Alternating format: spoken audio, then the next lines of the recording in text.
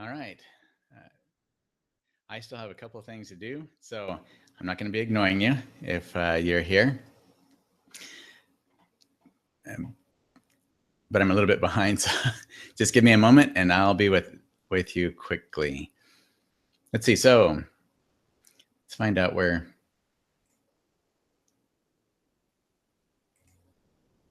All right, give me just like 30 seconds, 60 seconds probably, and that'll be good.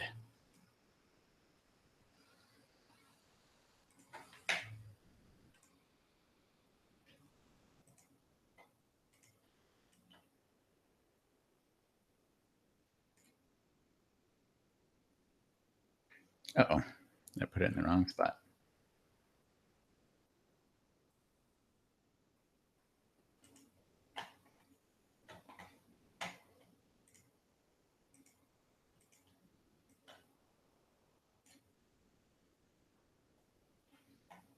There we go.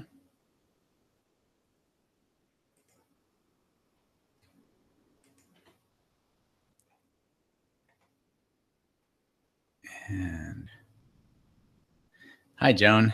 Good to see you. So let me know who. Let's see. Got 9 people on here right now.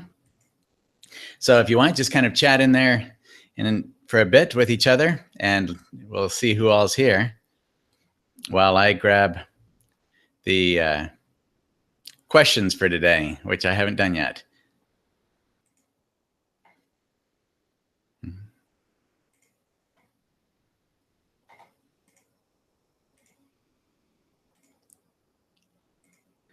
So I know there were a bunch of questions for the survey that I had, and I looked at some of them a while ago, but I haven't gotten them printed out yet.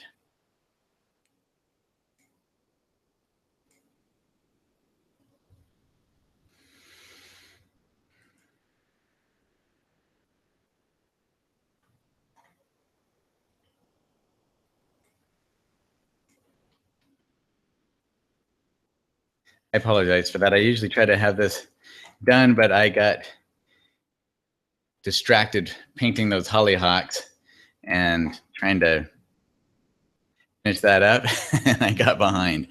I looked down and it was 3:15, and I had no idea. Kind of like what happened to me when I was finishing my master's. I would get so caught up in painting that I would not realize what time it was.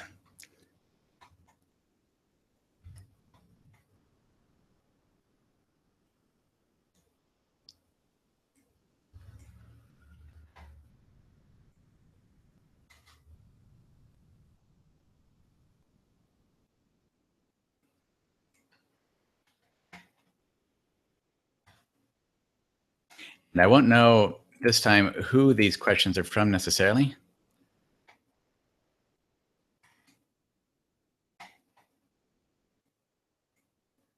Well, definitely answer all of them.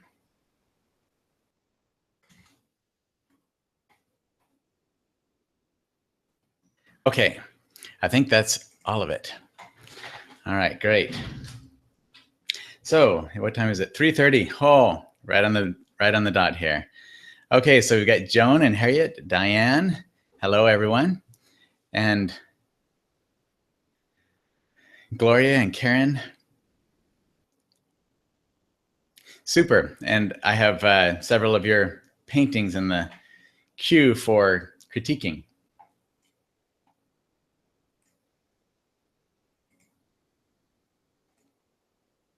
Okay, so the first thing, I guess maybe I'll start us off because I know a lot of people have been emailing me with questions about the membership site that I'm putting together. And I almost have it ready. It's been a lot of work. I just don't know all that technical stuff, and it's quite a chore to figure it all out. But I think that, and do I need to have this over farther, or can you hear me all right? Hopefully you can hear me all right. Hey, Mary and Dean. So let's see. Where did I have that?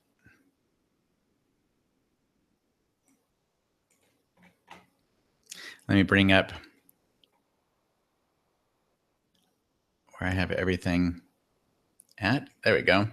Okay, so I'm going to share the screen with you and show you what I've been putting together. So this putting this membership site together has not just it hasn't entailed just doing the membership site, but also getting my website up to snuff, because ever since I started creating the videos for that master class, I kind of neglected my website.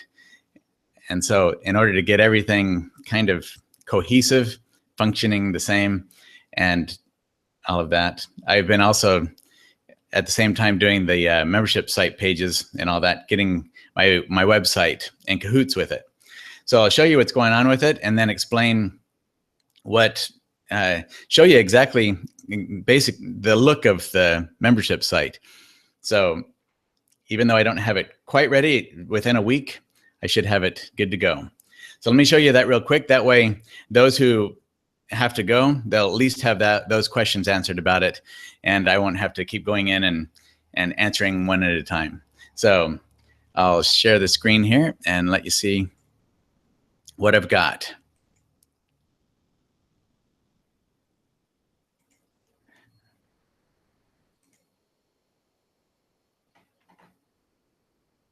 Okay, so hopefully you can see all that well. All right, so this is what my website's going to look like. So this would be the video page on the website. And what I'm doing is I'm trying to get, especially with the membership site, I want to get it so that everything that you have from me is all in one place, and you don't have to keep track of multiple passwords and emails and pages and all of that sort of thing. So sorry, just can't read. Oh, is it kind of blurry, the text and everything? I don't know how well it translates over as far as through the camera. Okay, so basically I've cut everything that I've been doing so far over the last little while, actually for the last quite a while. I've been cutting the prices in half of what they were originally intended to be.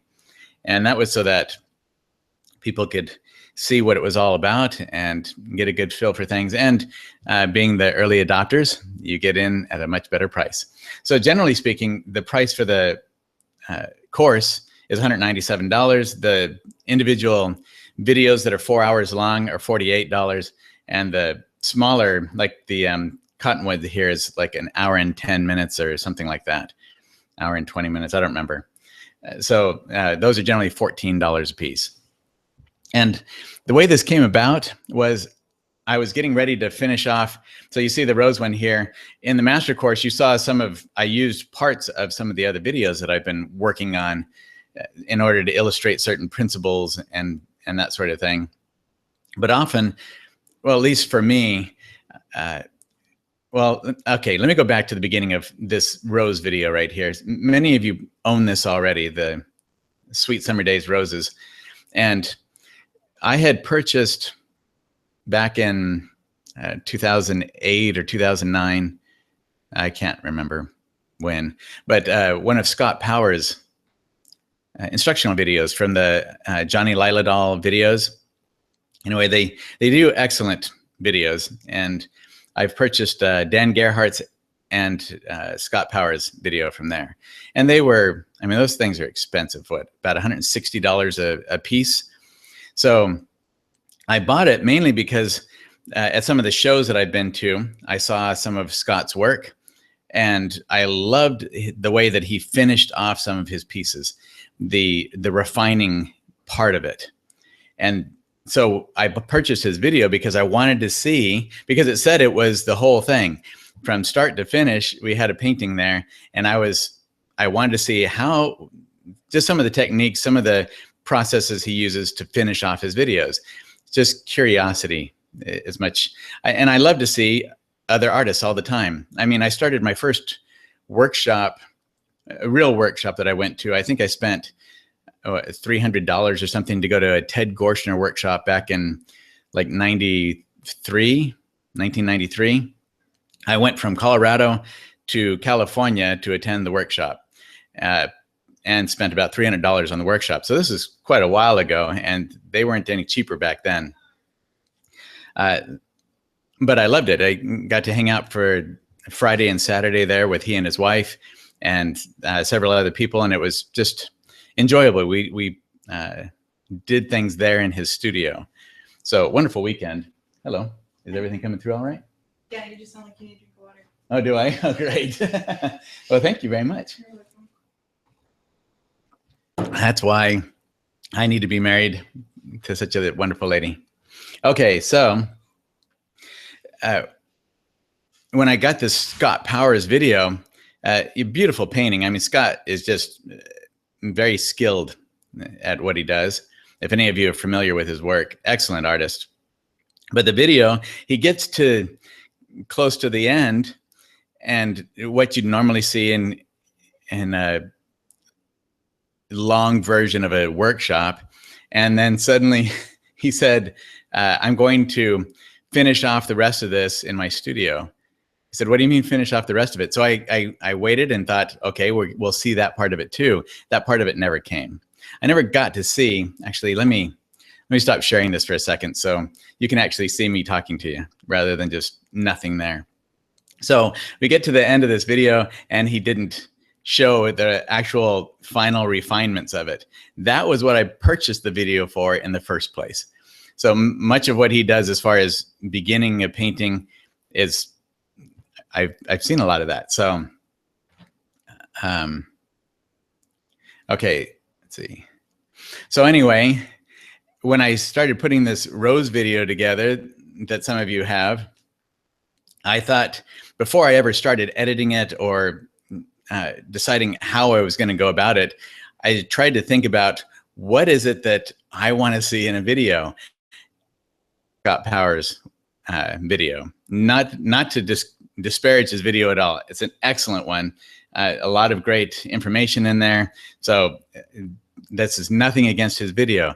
It's just that's, especially when it comes to DVDs, it can become difficult because you can only store so much information on a DVD without getting 2, 3, 4 DVDs in there. So like when I do one of these 4-hour videos of mine, the file size is 8.5 gigabytes of information, and that was with that rose video. So back then I was very limited in the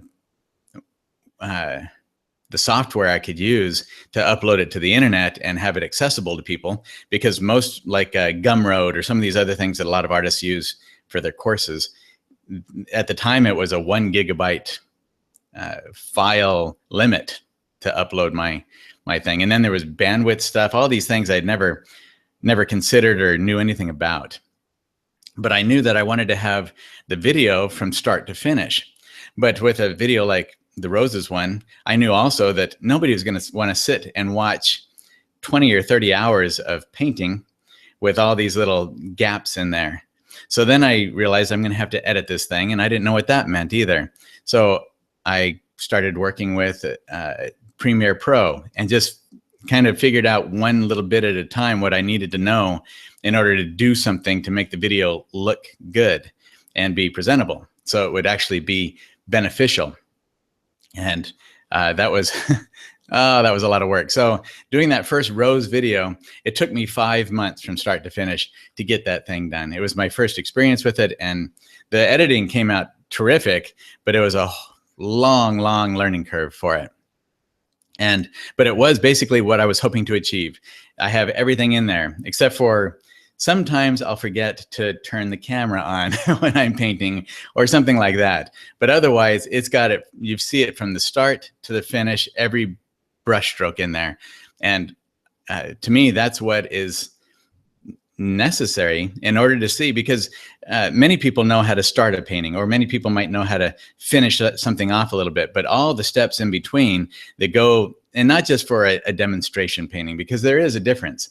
Sometimes a demonstration painting will turn out terrific, or I'll go out on location and the painting just right off in 2 hours, 3 hours, the painting's done, it's complete, I can send it to a gallery. That doesn't happen very often, because for one, when I'm doing a demonstration painting, I'm also having to think about talking to the people that I'm doing the demonstration for, and then thinking through how am I going to explain what I'm doing right now and why I'm doing it. So a demonstration painting, it's great to see, to be right there, seeing the tactile experience of watching an artist work. I love doing that with other artists.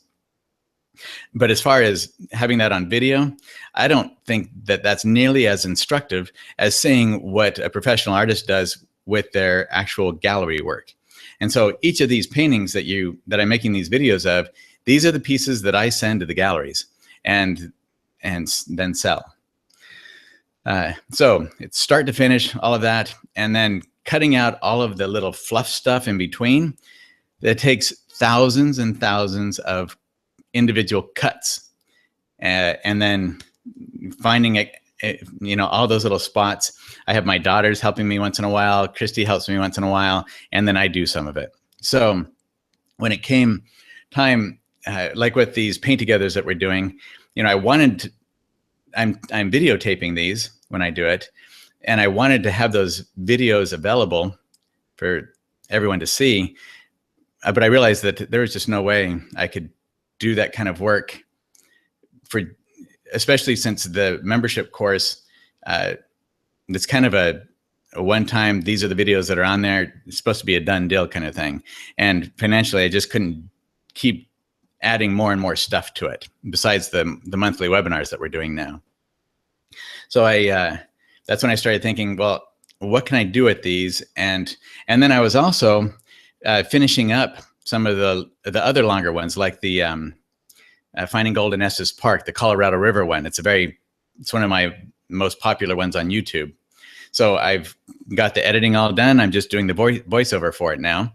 And so I was thinking about, well, what am I going to do with this? The same thing that I've done with the Rose video. And I started thinking, I really don't want to keep having people have to buy another thing after another thing like that.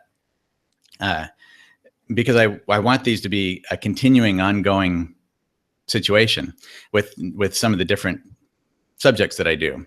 So I started thinking about how to put all those things together somehow. And then I decided, you know what, instead of making, because some people around the world can't afford even $24 or $48 or whatever it is. So I wanted it to be also very affordable for artists, no matter where they live, as much as is possible. So the idea of, that's where the $9.95 a month came up. I came up with, and I thought, for that price, these videos, everybody's getting an excellent deal, and hopefully that'll be sufficient for me, so I can keep doing them. At least so I can pay my daughters when they do some of this work for me, or somebody at least. Maybe I can hire someone to just do video editing on a regular basis. That's really the goal. And eventually I want to get more cameras so I can get more angles going, especially for these monthly webinars. So that's how it all kind of came together. The way that I edit these videos, the reason for this new membership site that I'm doing. I'm hoping that this is going to be the end all and be all of what it is that I'm trying to do as far as sharing what I've learned as an artist in 30 years of painting. So let me go back to the thing, and I'll show you exactly how that's going to work. Okay, so this is my website, and let me show you what the membership site basically is going to be about. So I wanted to make it simple for everybody. So but I want to also have everything on there. So when you're trying to find something that I've done, you can come on here. This will be the free page. This is where anyone can come to this page who has subscribed to my email newsletter, whatever. Anyone who's signed up for the bonus video, the Sunlit Leaves, can come to this page, and you'll have a password and number. So this is the free site. So person that comes here can click on the your bonus video, Sunlit Leaves. Sorry, it's not on yet. And did I put that one on here? Maybe. Oh, sorry. This is the first page of my website. Sorry. This is where, so art students will come to this one, click, it'll take them to the videos. Art collectors will come to this and it'll take them to the paintings page of my website. Okay. So anyway, I'll have the Sunlit Leaves video on here for the bonus video ones. I'll have my YouTube videos on here, so you don't have to go back and forth and try to find videos on there. And then here's the Master Oil Painting course. So even all of you can come to this page and click on this. This will take you to the login for the art course. And then here you'll click and the Master Oil Painting membership site will be on there. And then when you go to the membership site, let's see, we have, no, that's, basically I'll have the shorter videos page and the longer videos page. So here's the longer videos page, and I don't have all the pages completely finished yet. But basically this is what you'll see on one of those pages. You'll have like Sweet Summer Days Roses. It's already going to be on the membership site right off. And then I have a schedule for the other large videos of when they'll be done, so that instead of saying coming soon or whatever, you'll know exactly when to expect that video to come out. So, and this is a schedule that I've thought through and know, I think I can basically keep up with this schedule and still keep up with my painting as well. So this one will be June 29th. This Hollyhock piece will come out September 30th. The Aspens, December 31st. December 31st. Wait. No, that's December 23rd. I wanted it to be a Christmas gift. I put the wrong date on there, so I'll have to change that out. But it's going to actually be December 23rd, the Friday before Christmas. Okay. So that's the membership site. So everything, when you come, you can find everything here and not have to search through trying to find your login information and all the different pages and things. It's all going to be in one spot to make it very simple for everyone. So if you have any questions about that, or if you have any suggestions on what would make it even more simple for you or easy for you, let me know, because I'm putting it all together now. And then next week, I'll be attaching it to the membership software, and hopefully everything will work well then. So, all right. So while we're here, you know what? We don't want to do the painting critiques just yet. Let me get to the questions first, and I'll stop the screen share so we can do that. All right. So as we go along, if you have any, you can see this. This will be up on the membership site, the replay of this video. So if you go back through and you think, you know what, this would work a lot better for me, let me know that, because this is just brainstorming and the simplest setup that I could think of to make it easy, because we're artists. We're not technophiles or whatever. And so I like things to be as simple as possible and still be very beneficial. All right, so let me get to some of the questions that we had here.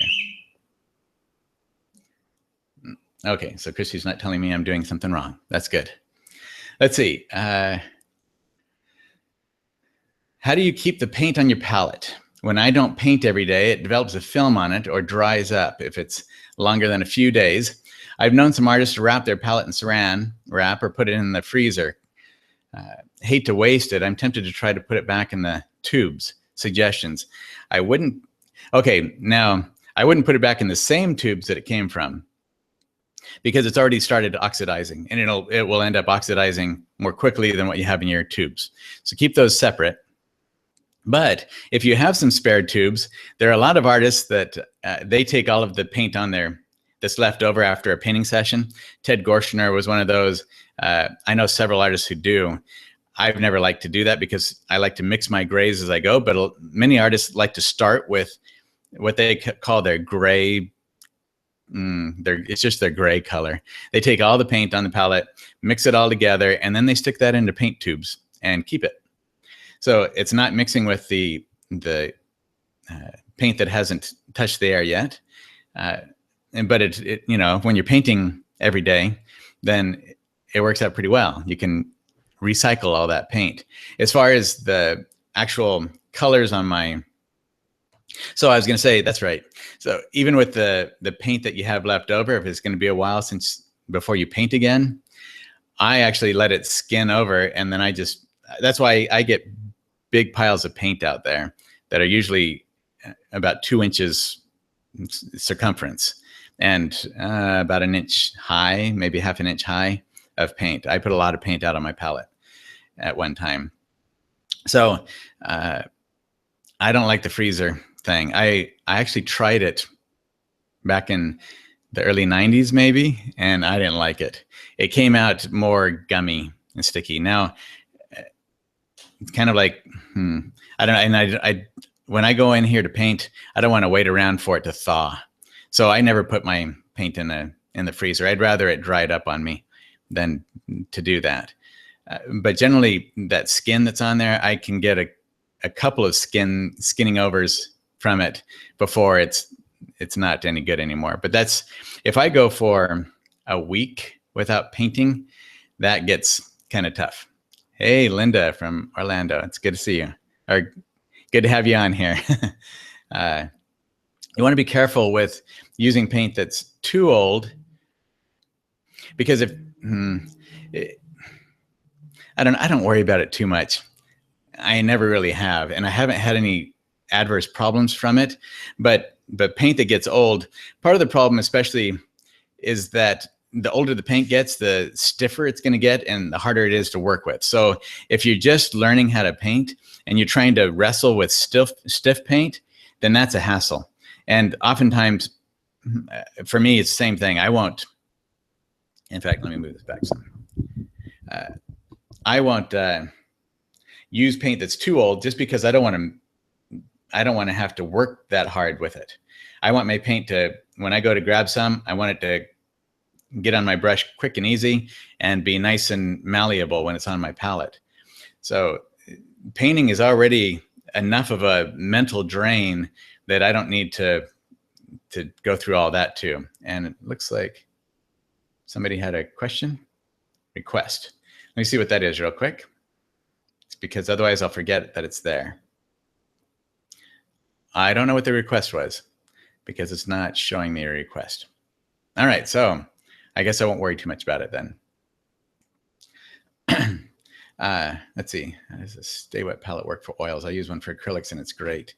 Yeah, Gloria, I don't know of a Stay Wet palette for oil paints. At least I haven't ever used one. And it would be a little bit, no, I don't know. I would think, I haven't even used one for acrylics before. When I was using acrylics in school, mostly is when I've used acrylics. I didn't ever worry about something like that. I put the paint out there for the project and then it was done. I found the weekly pill boxes good to put leftover paint in. Yeah, or the little baby food jars or something like that. That's a good idea, Pat. Pill boxes. Anything that will keep the air off, because it's oxidizing from the air. It's really not the heat so much as it is just air. That's why we put it in a paint tube. You can put a paint tube in a paint box and live in Arizona and your paint's not necessarily going to dry out any faster.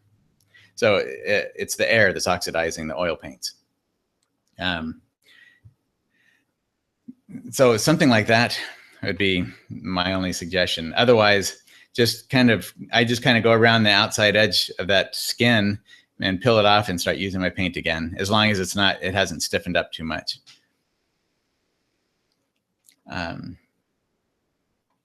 Or, like I said, you could also keep some spare tubes around, and if you're going to, especially those little tubes, since you probably won't have much paint out anyway, and put them in individual ones that way. If you want to keep the same tube, just kind of crimp it a little bit, because you're going to use it quickly, and you can do that. If you're going to be gone for a week and you have a bunch of paint out on there, just get some of those little 35 milliliter tubes, put your paint in there and kind of crimp it up a little bit, but do it in such a way that you could reuse that same tube again the next time you do that.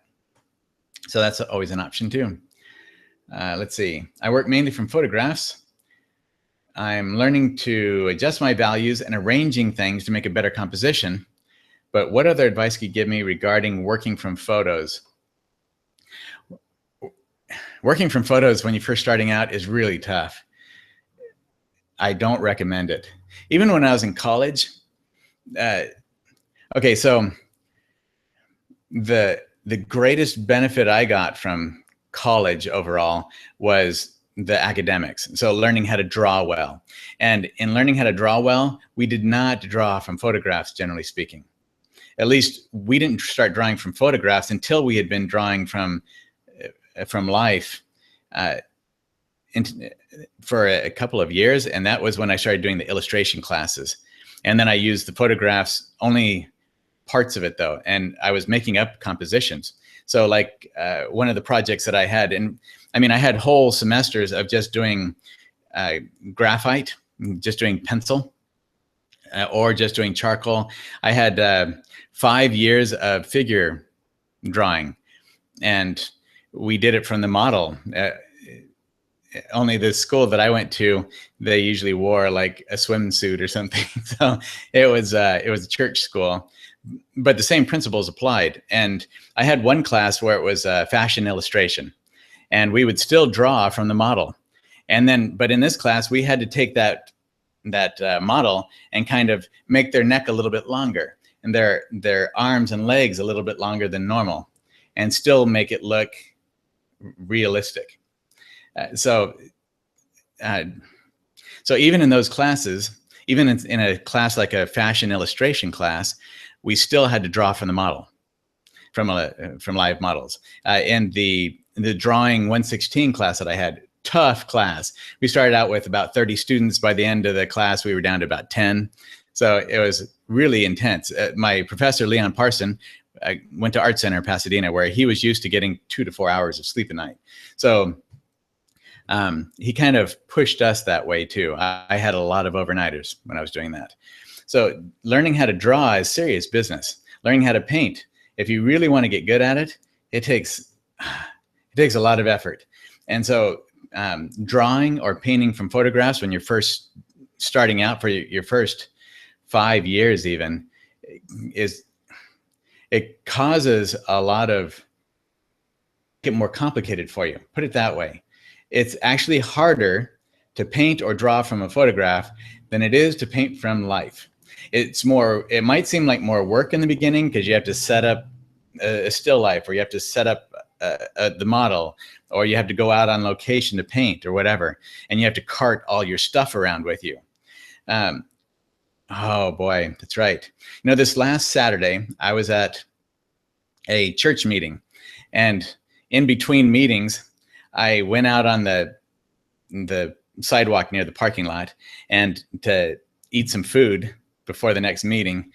And I like to go outside anyway, because even if I'm inside, I'm usually looking out of a window or something, looking at the trees and kind of listening peripherally to what's being said. If there's a window around, I'm going to look and see if I can see the sky or the trees or something else out there.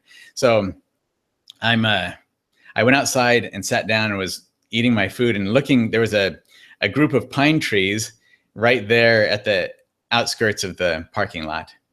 And the way the light was coming on there, and just there was an opening in the branches. I actually took a picture of it because I was going to show you today, and I did not download the picture off my phone. Sorry about that, because I wanted to illustrate the principle of it. But I sat there studying for about 20 minutes, is all I had, that tree. And actually I was looking at the transitional values and colors with the way the light went, and between the shadow side, the halftone, and the highlight area of the tree trunk, and the way the pine branches came off of there. And it really stood out to me, and I wanted to show you in the photograph how we've got the shadow side of the tree coming down the trunk, and then where a branch, because some of those branches are nice and thick, right? Pretty big.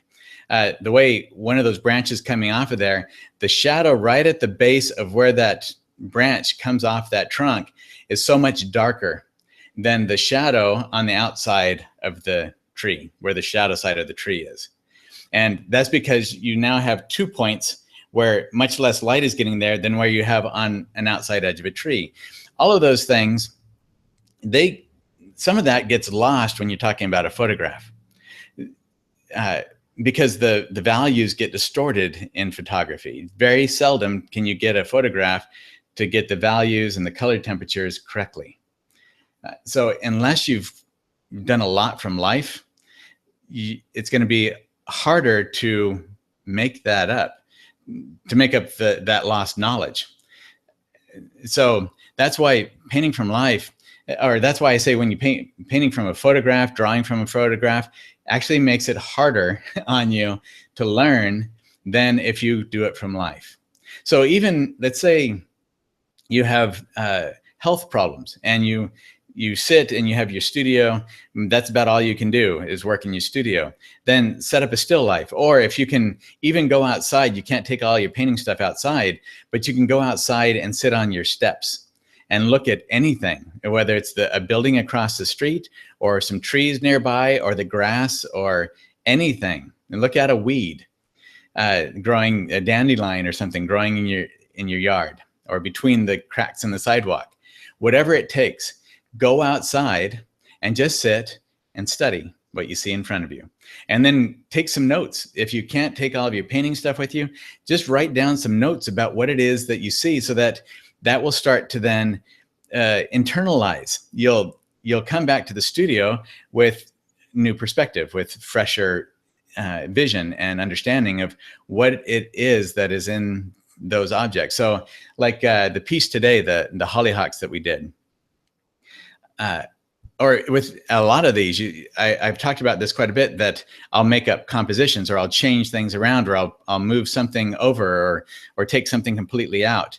And I can make things up because I think probably my first 6 years were almost all on location. First 6 years of painting, doing landscape painting, were almost entirely on location. I was out at Glacier National Park with a big winter hat on, and it was drizzling and cold, and I was by a river, and I remember that because I have a photograph of it back in the late 80s, early 90s. All kinds of weather conditions, all kinds of situations. In Alaska, I talk about on my website, I think, going out there back in the early 80s, 85, 86, I would take my watercolors and other paints, or my pastels. I did a lot of pastels back in the early 80s, and I did watercolors. I think it was in 85 that I first started to learn oil painting, and I fell in love with it. But in those early days, I'd go out on location before I had ever heard of plein air painting. I had no idea what plein air painting was. I knew, though, that the Impressionists would go outside to paint. So that's what I was doing. I would take my stuff out and go paint, and the mosquitoes, I don't know how many people have ever been to Alaska, but they have what's called permafrost there. I lived in Fairbanks, and the ground never actually thaws entirely. That's why it's permafrost. So it might have thawed for the first foot or something, and then underneath there's still ice. It's still kind of frozen down there for a long time, and sometimes it never thaws. And that keeps everything moist, which breeds a whole lot of mosquitoes. So there's all kinds of conditions that we have to go out in sometimes, but I felt even then the need to get a better relationship with my subject than looking at a photograph. So this is kind of a long, I'm going on about this for a long time, but it's to let you know that when I'm doing things with my paintings in here, and I make something up, I'm really not entirely making it up. I've seen it over and over again in real life because I study constantly.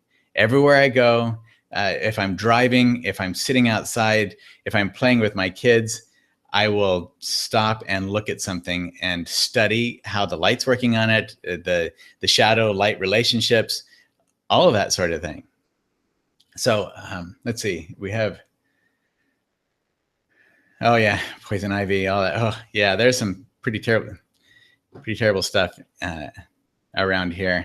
In the West, I never had to worry about poison ivy or anything like that. I guess they have poison oak, but I never ran into it. And we were in the mountains hiking all the time. Never got anything, but get out here and boom, myself, Christy, and most of our children, a couple of them are immune to it so far. But that poison ivy that's awful stuff. So yeah, there are some deterrents. But whatever your circumstances are, there is a way for you to do something from life. Drawing from life, go out and do a drawing, just value study drawing. Sit there with a pencil. Anyone can take a pad of paper and a pencil and go somewhere and draw. And especially if you want to be like a landscape painter or you want to paint flowers, then go outside and take that pencil and start to get really good, or even charcoal. Charcoal's much more, it's faster. So take some charcoal or Conte crayon or something like that, go outside and sit down in front of your subject, whether it's the flowers or the trees or the sky, and start squinting. Practice your squinting and let everyone think that you're weird.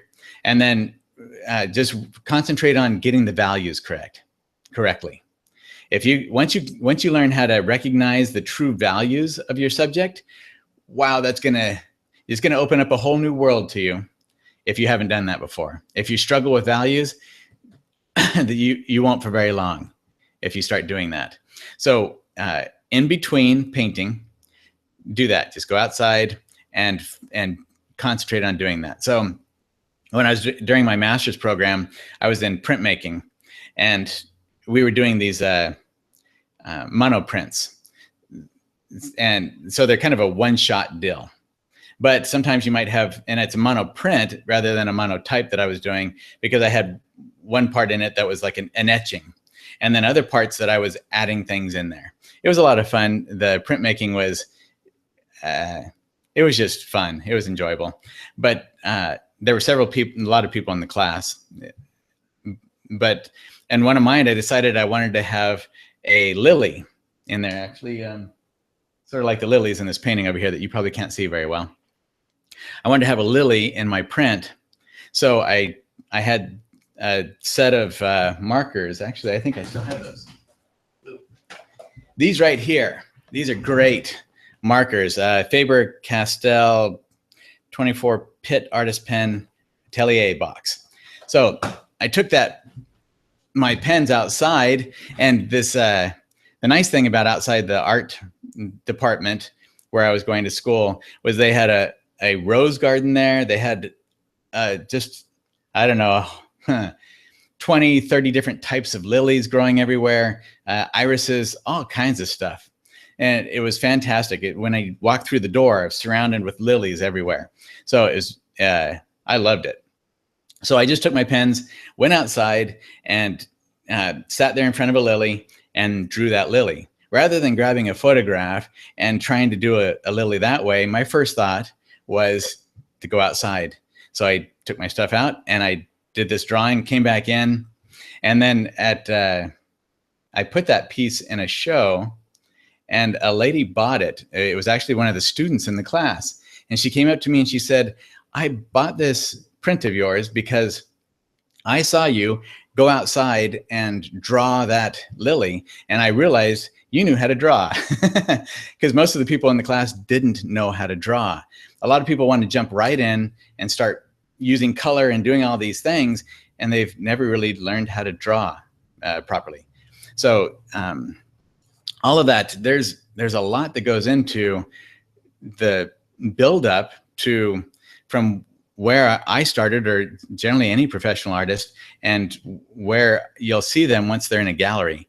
Now, that's not to say, because I think there's another question about getting into galleries here.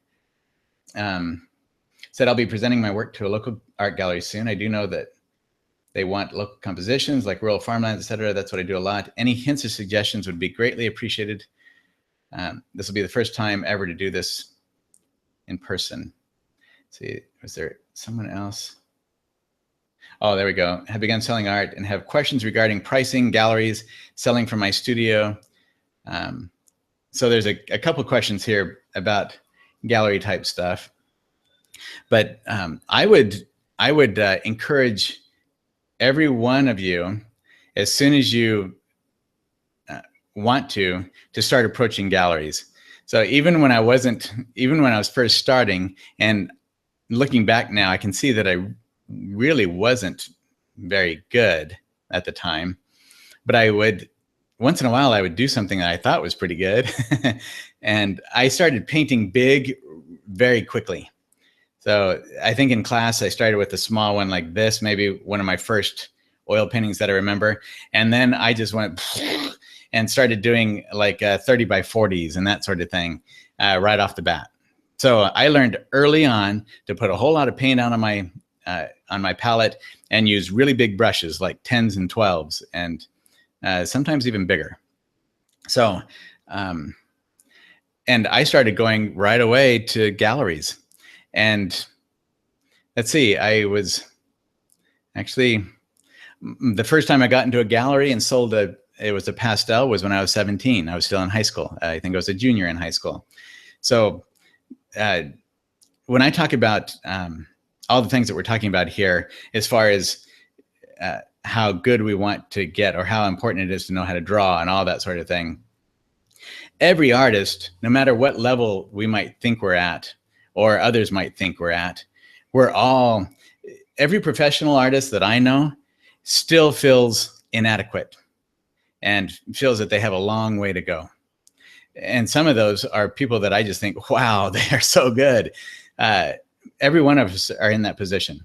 So from the very start, approaching galleries is a great way to go because you get feedback from somebody who has not just a financial interest. This isn't galleries, many gallery owners, most of the gallery owners that I've known, it wasn't about the financial for them. They got into the business because they really love art and they love artists.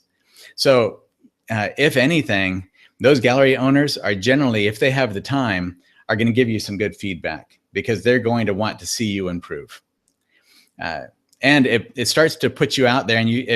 And so when you go to a gallery though, when I was really starting out trying to get a bunch of galleries, I had to go through, let's see, I went to Aspen, Colorado back, this would have been like 1991. And before I found the gallery that took my work in, I probably went to 5 other galleries that didn't. So, and that's often, it's not always like that, but often that's the way it goes. And then there was one trip I took to Scottsdale where I didn't get into a gallery the first time I drove from Colorado to Scottsdale, Arizona to try to find a gallery there. And then later somebody contacted me. So you just never know. Don't take it personally. Don't get your feelings hurt if a gallery doesn't want to take your work. It's not a personal kind of thing. Sometimes it just doesn't fit with what they're doing or what they need.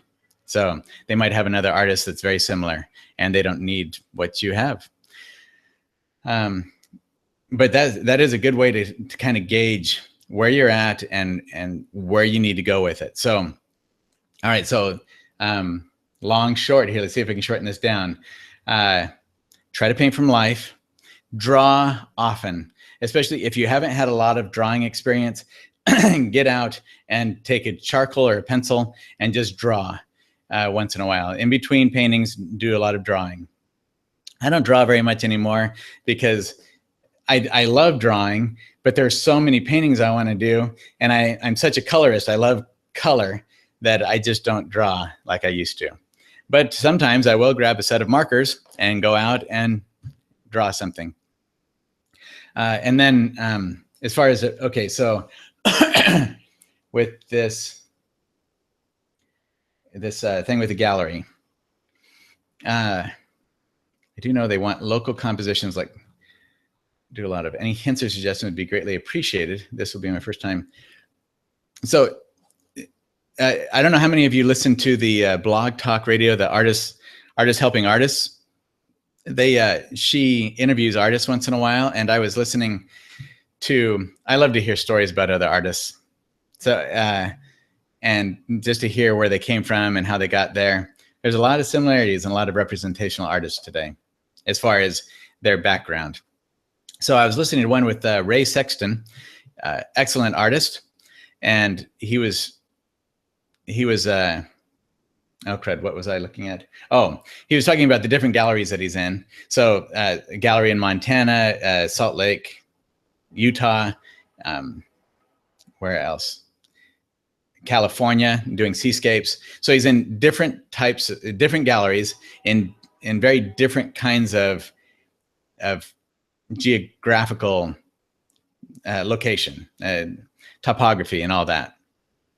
And he said that basically Montana wants to have subjects that are more like their area, more like Montana. Utah wants to have more Utah kind of scenes, and then California is going to have more of the seascapes. Whereas if you do the seascapes, once in a while you might sell one in Utah, but not very often. And if you take that seascape to Montana, you're going to have even a harder time selling it. It's not that the painting isn't necessarily good or that you won't find someone sometime that wants to buy it. But so like with Colorado, generally, fortunately, I love to do aspens and I love to do hollyhocks.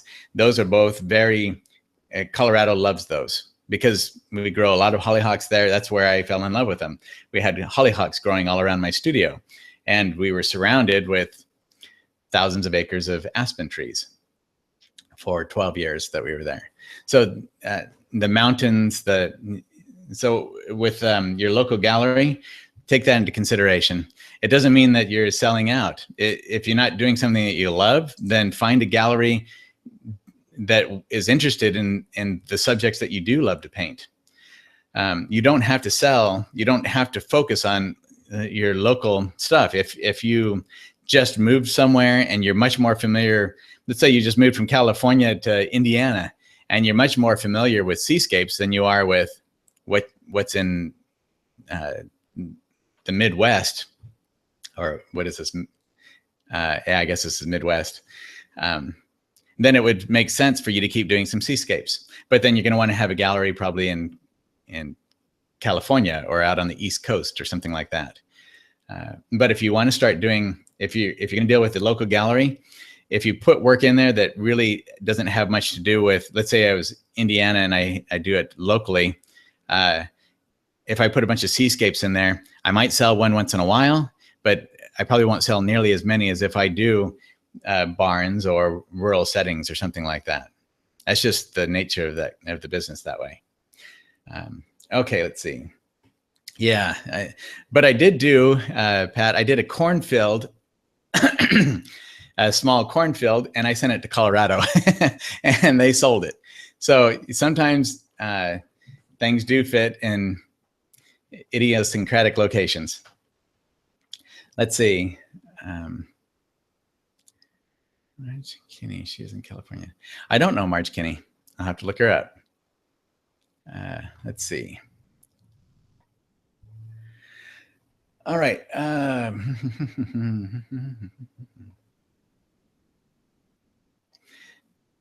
And presenting your work. Now, as far as approaching a gallery, if you have no experience with that, I mean, oh, Harriet, I just sold the Paint Along River painting to someone who wanted something that represented this area in northern Arizona. Woo, congratulations, Harriet. That's excellent. When I first started to go to approach galleries, well, the first time was in high school. And I was going to that gallery all the time just because I loved to go in there and look at all the other art that was in there at the time. And then I just by association got to know the gallery owner and ended up going in and showing her some of my pastels. So it didn't hurt that I won the Congressional Art Award with my pastels. So that's how I got to know that one. But after that, let's see, when I was going to school in Idaho, I would go up to Jackson Hole, Wyoming, and I would take a bunch of work with me, and I would go into galleries and just say, hey, what I like to do is I go and look at all the galleries or a lot of the galleries in an area and kind of get to know the people that are in there, whether it's the owners or the art directors or whoever might be in there, and kind of get a feeling for their personality and what it is that, why they're doing what they're doing as a gallery director or owner. And then those that I feel more of an affinity to those are the ones that I present my work to. And they can almost I'd say at least 98% of the time, they're going to spot an artist coming into the gallery. So if you go in and just kind of act like you're looking at the other art in there, they're probably going to know that you're an artist. So don't even worry about that. And generally that's because the artists are the ones that go up real close and look at the artwork rather than kind of stepping back and at a distance and just kind of looking at them as you go around. So I wouldn't know exactly how that is because I've always been an artist, and I've always loved going into museums or galleries ever since I was a kid. My dad used to take me back in the 70s to the galleries there in Southern California, the early 70s, and to the art museums and that there. So I got used to going to galleries early on, and I love it. I still love going into galleries everywhere we go. I just love to see all the variety and the things that people come up with. So, but anyway, that's kind of how I go in there and talk to galleries. But a great workshop for that would be Jason Horsch's, Jason Horsch with Xanadu Gallery, Xanadu. And it's just put in Xanadu Gallery, Scottsdale, Arizona, and you'll find it.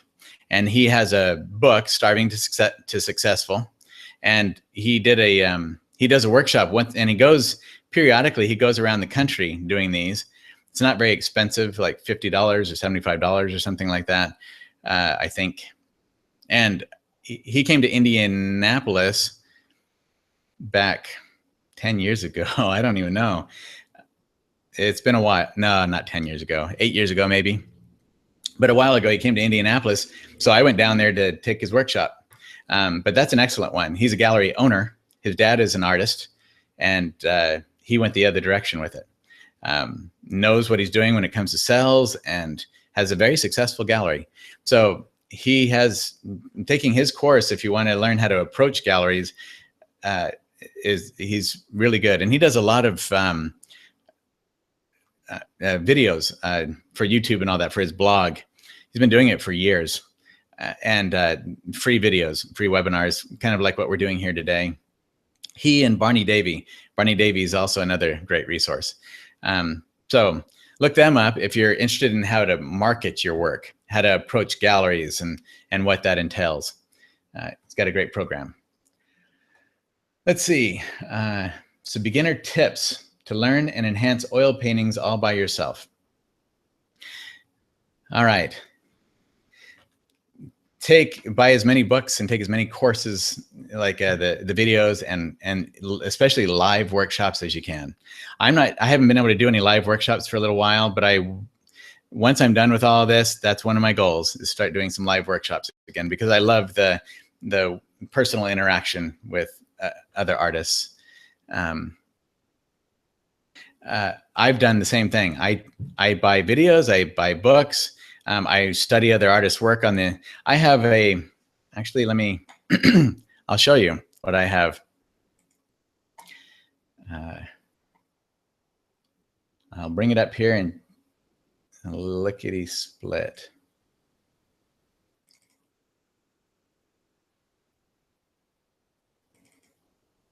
I keep a file on artists.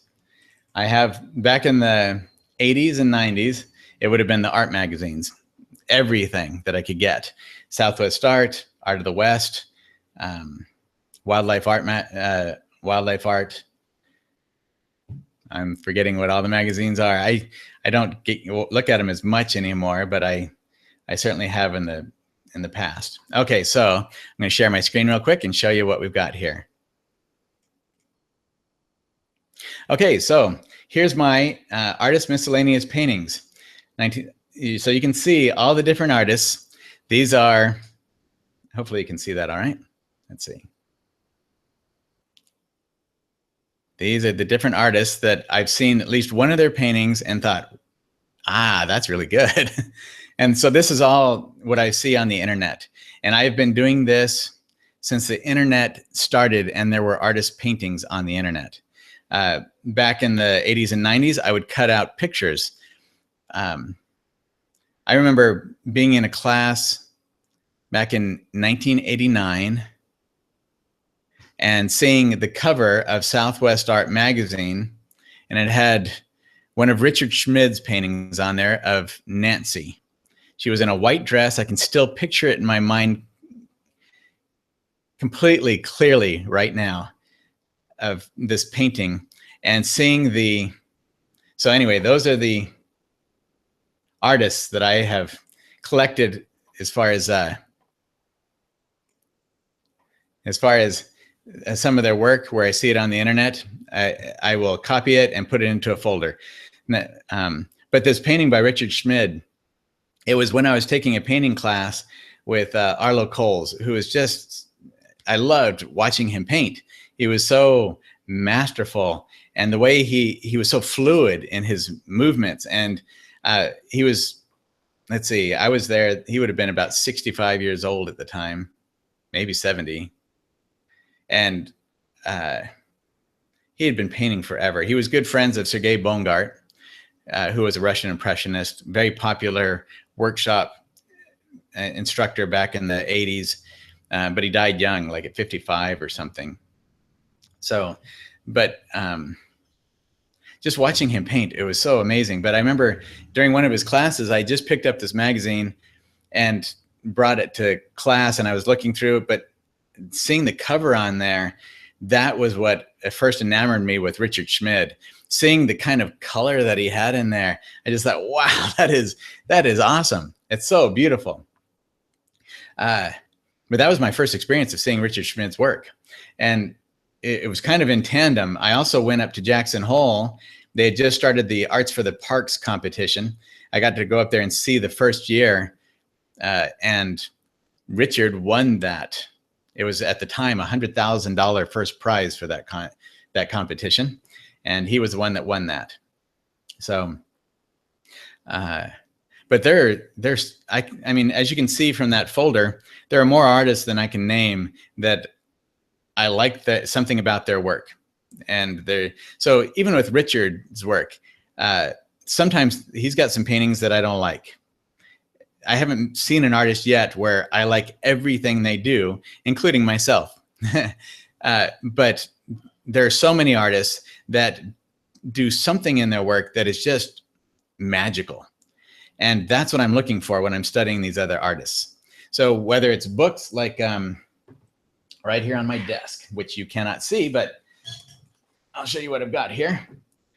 I have this one that I just picked up from the tundra to Texas. Is that what it is? So Ken Carlson is a phenomenal wildlife painter. And in fact, I remember my professor, Leon Parson, loved Ken Carlson. He said that he was a master at values. So you see how specific it can get with Leon, his wildlife art, if you see a picture on the internet, it is not doing it justice.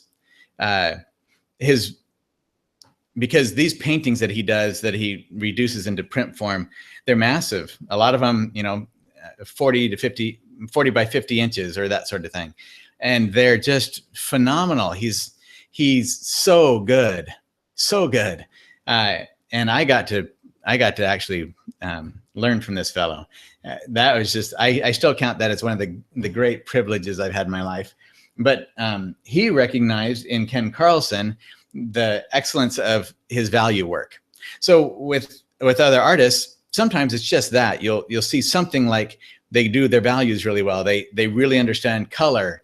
Their compositions are fantastic. Whatever it might be, if you can get a book, books are kind of the lower tier, or get a video or take a workshop from them, whatever it is, just to kind of see how they do that, question them about their thought process, what inspired that particular thing that you find excellent. That it's just, I mean, for me, I've been painting for 30 years or more, and I still love to see how other artists do what they do. I might not necessarily, if I take a workshop or something, I might not necessarily pick up anything new from that workshop, but it's just the association of it and watching others. There's something reinforcing about it and very beneficial. about every professional artist I've ever known, and I know a lot of them, they take workshops from other professional artists. I think I was Charles Mundy, who lives here in Indiana. He took, when I talked to him last, he had taken the year before a workshop from Sherry McGraw, from Dan Gerhartz. I mean, and he's done well enough that he's done really, really well. So hugely successful, but he recognizes that if he wants to continue to progress, it's not always just our own work. We have to get outside influences coming in and take all of those influences and glean from it what will be a great benefit to our work. It might just be one little tiny thing that we get from it. But if that's something that suddenly moves us forward, that's a great thing right there. That's worth it. So I am always studying other artists' work, always. And I'm always studying my subject. So those two things will go a long way to helping a beginner. Now, if you're all by yourself and you have no possibility of getting outside or you don't have the internet, well, if you don't have the internet, you're probably not watching this webinar. So you probably have the internet. It's not ideal because the monitors distort, and everybody's monitor is calibrated differently. So you're going to see colors differently than I will. And I haven't even had my monitors professionally calibrated. I really need to do that. But I haven't. So eventually I will. But most people, the vast majority, 99% probably, have not had their monitors calibrated. And so you're going to see the colors are going to come up differently than they are. And a painting looks different as well on a TV screen or a monitor because the light is coming from behind it, not reflecting off of it.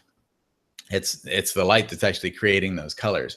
It's hugely different from seeing it in person. So if you can get to a museum, I know here in Indiana, we have the Eiteljorg Museum, excellent museum. I was so excited when I found out what kind of work they had in there and the artists that they have. Every fall, they have the Quest for the West, or Quest for the West, something like that. Quest for the West show. Some of the very top artists in the country are in that show. Really, really good show. So even if you're a couple of states over, that show is worth going to. Any show like that you can get to. The Indiana Heritage Art Show, excellent show to go to. Even the Indianapolis Art Museum has Edward Hopper's and Norman Rockwell's, the Impressionist works in there. Even the Indiana Impressionists, a lot of them, John Otis Adams and others like that, they have a lot of their work in there. So anything that you can do. I know we're 9 hours from Washington, D.C. Anyone here in the East or the Midwest over, if you can scrounge up the funds for the gas to get out there, the museums are free. So as long as you can pay for parking when you get there and take peanut butter sandwiches if you have to, those galleries are incredible, or those museums are incredible. They have everything in there. And so studying the artist works that you can see in person, even here, if you go up to Chicago, you got the Chicago Art Institute, a lot of work up there that you can go see. So get to museums, get to galleries where you know that there are high-end professional artists in there. All of that will help you. If you can't take a workshop or whatever, do that. So I do that all the time, as often as I can get out of the studio. For the last year, I haven't done much of that at all, but I will get to the Quest for the West show for sure. And I'll hopefully be in the IHA show this year. I have 3 pieces I'm submitting to that one, if I can finish one of them. So anyway, let's see. And I have not been looking at the stuff here. So if you're putting something in here, I might miss it. And I apologize for that. Christy is teaching her yoga class now, so she's not here to beep at me and tell me I'm missing something. let's see, things that made late storms here. Aha. Yep. Never stop learning. I agree, Susie. For an artist, I don't know how anyone could ever think that they've reached the pinnacle. I don't think there is a pinnacle. I haven't seen any artist that's reached the pinnacle, including Richard Schmid and some of the others that I know. They haven't reached the pinnacle. They're always trying to learn more. Is there a preferred type of synthetic hair for brushes used with oil paints? Synthetic brushes just aren't going to last as long as well, they get...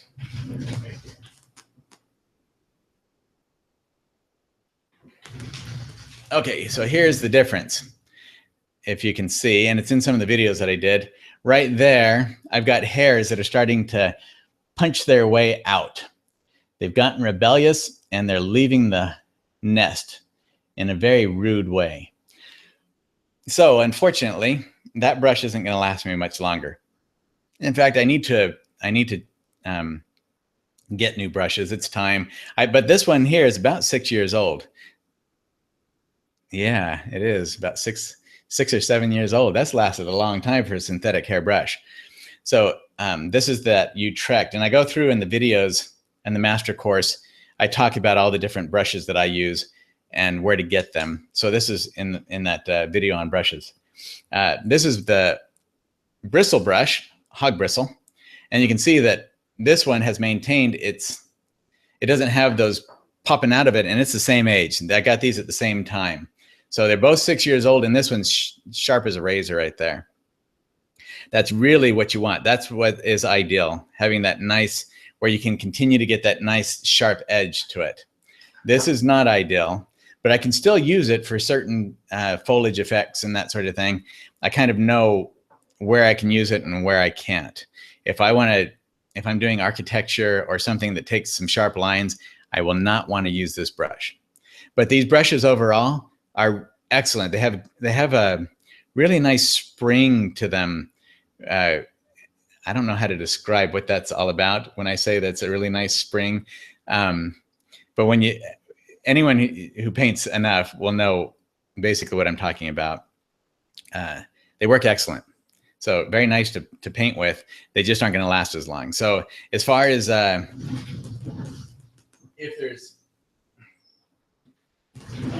if there's a better synthetic than another, rosemary brushes out of England. From what I hear, and those will probably be the next brushes I order, they are the best, hands down, anywhere you can go, whether it's the synthetic or natural hair brushes. They're put together beautifully. So if you're really looking for a great synthetic, go to rosemary brushes. Otherwise, synthetic brushes, it's really a play with it for a while kind of thing. There are some brushes, the cheaper you get with them, although I should amend that, because these Utrecht brushes really aren't that expensive. But if you're looking at like the difference between one that might be $1 and one that's $3, go with the one that's $3 more than likely, because it's probably going to last longer. I have had some synthetic brushes, especially ones that are too soft. So these are all more on mimicking, those synthetic brushes I have are more mimicking the hog bristle brushes. I think that's why they hold up so much better. But I've had some other synthetic brushes that are soft. They don't hold up at all, hardly. They didn't last long at all, especially when it came to splaying out more. Okay, so Susie, I use rosemary all the time.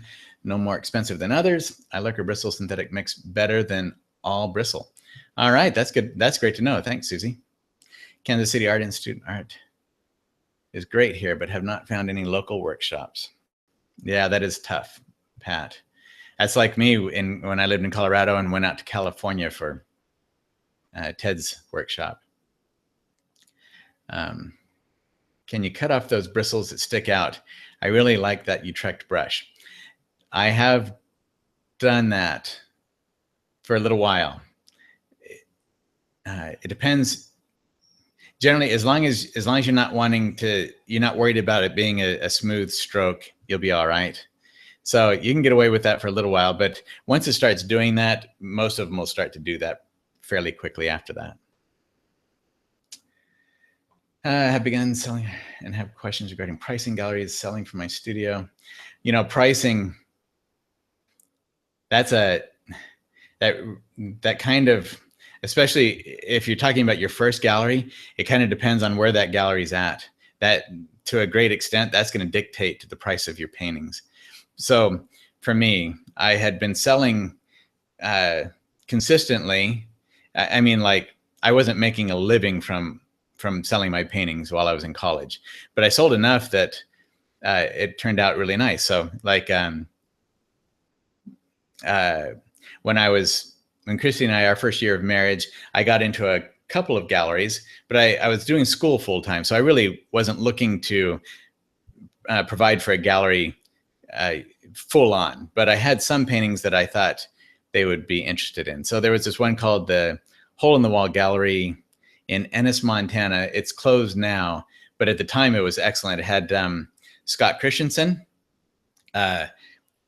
Roger, oh boy, I just drew a blank and I shouldn't, Ralph Oberg, not Roger, Ralph Oberg, Cyrus Afsari. There were a lot of really strong artists in there, some who have now, this was back 89. So these artists now are some of the top in the industry. They were in that gallery. This little place outside of Yellowstone National Park, it was probably an hour or more from Yellowstone. I can't even remember where Ennis is exactly, but I just knew that it was on the route from us going from Montana to somewhere. I can't even remember. It was on the route, and I saw this gallery, went in there, saw this great artwork in there. So I took my work in there to sell, and I remember one of the pieces I sold, $1,200 for a college student back in 89, 90. That was incredible, and I was excited. So it was a 20 by 24, and that was while I was still in school. But then when we moved to Colorado, and this would be 91, I went down to Santa Fe and took my work down there, looked through several galleries, and went back to Joe Wade Fine Arts and asked if he would look at my work. So I brought my work in, and Joe was the owner. He's passed on since then, but the gallery's still there. I think his wife runs it now. And but anyway, he looked at he took my work in, but I had like a 12 by 16 that was priced at the time, I don't even know, $500 or $400 or $500 is what I priced it at.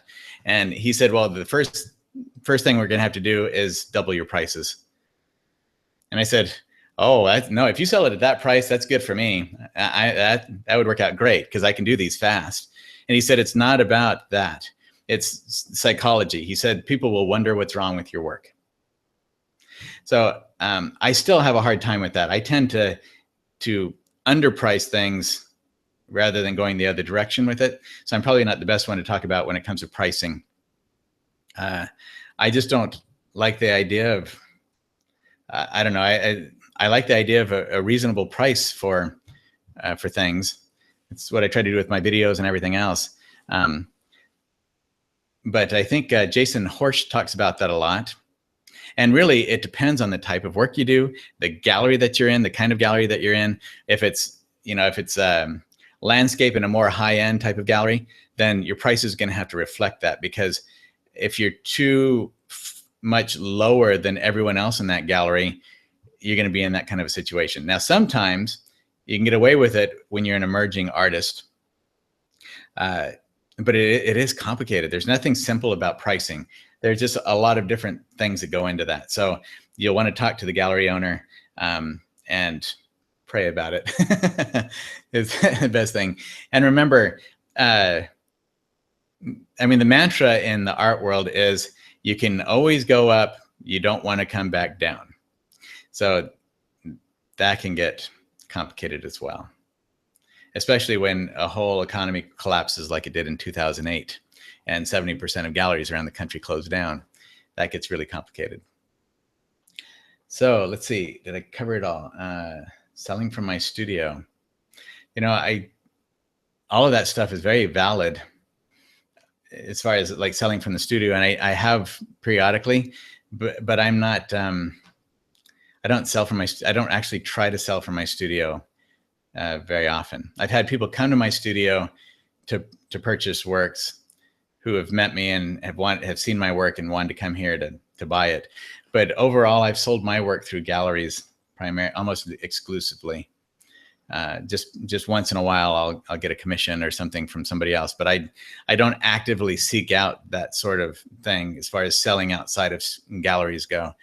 I've had my website since 2004 as kind of like a portfolio website, but I don't have, I'll be changing that. I'm going to try to get it so that people, if they want to, can actually purchase my works off the gallery. And even if it's off my website, and even if it's in a gallery, if they purchase it off my website, I will more than likely still send the commission to the gallery, because I'll have the gallery ship the painting from the gallery to the person that purchases it. But to me, opening up more and more venues for people to purchase it is a good thing. But you want to watch that, because you have to have a relationship with the gallery such that they know that you're not going to try to take clients that met you through that gallery. That's not right. That's not ethical. So always make sure that. So I had a fellow that called me that saw my work in the Meyer galleries when I was in Meyer galleries in Santa Fe. And this is about 6 years ago. And he wanted to purchase a painting that he saw that I actually had here in my studio, but he saw me, he learned about me. I always ask people, well, how did you hear about me? So he learned about me because he went into the Meyer galleries, and that's where he saw my work. So, but then he saw a piece on my website and he wanted to purchase that. So I sold it to him, but I sent the 40% commission to the Meyer galleries for that painting because he had found me through the Meyer galleries. So I believe in my galleries, and I want to keep a good relationship with them. So that's my policy with that sort of thing. Do you determine the price, or does the gallery? Well, like in the case of Joe Wade Fine Arts, he determined the price on that. But I was just really getting started. So even though I had sold some in the Ennis Gallery, I only had a few in there the whole time I was in school, because I just wasn't producing for galleries like that. I was doing my classwork, which is a lot of illustration and other stuff. And then they closed down. The owners retired. The gallery director went to represent one artist. And so they just closed the gallery about a year after I was in there. So I really wasn't in any galleries. And then there was another gallery that I was in Kalispell, Montana, where I was from, the Outlaw Inn Gallery. And I can see why he called it the Outlaw Inn Gallery. Actually, it was the Outlaw Inn, but it fit because he had, oh, wow, he had some really expensive work in there. Some big name artists in there, like Kenneth Riley, who's one of the Cowboy Artists of America. I think he might still be alive, but he's in his late 90s now. And his works, we're talking, $50,000 and above for his paintings. And this gallery, the owner, he closed up shop without telling anyone and absconded with all of the artist's money. So those things happen. So those were the two galleries that I was in while I was in college. And, both of those kind of closed. So when I got to Colorado and went down to Santa Fe, I was starting from scratch. And so Joe Wade was my first gallery at that point in 91, after starting over again that way. So he dictated the prices. He told me what would be a good price for it. And it wasn't huge. I mean, I was still at what I thought was a reasonable price, but it was double what I had anticipated charging for my pieces. That doesn't necessarily work if you're going to a local gallery. Now, Santa Fe is an art market. That's what Santa Fe is all about, is art galleries. They're everywhere there. And you've got the best and the brightest that go there. So people are used to seeing higher prices. But if you're in a local gallery, like here in Muncie, I don't show my work in Muncie because, frankly, my prices are too high from this area, and it's not an art market. I'm sorry, I've got something in my windpipe. Maybe I better drink some more water. So I don't show here, but I do down in Indianapolis and up in Fort Wayne. The Castle Gallery in Fort Wayne is a beautiful gallery. And Mike Sigmund down in Indianapolis, just a great guy, and has a nice gallery there with some excellent artists in it. So those are the two that I'm here in Indiana. And I've really kind of backed off a little bit right now in galleries because one of the galleries I was in Texas, the owner there retired. And so she closed her gallery down. She had been in business for a long time. That was a beautiful gallery. But I haven't replaced that one because I've been so busy with all the teaching stuff that I've been doing with all this that we're doing here today. Okay, so anyway, that's kind of convoluted a bit.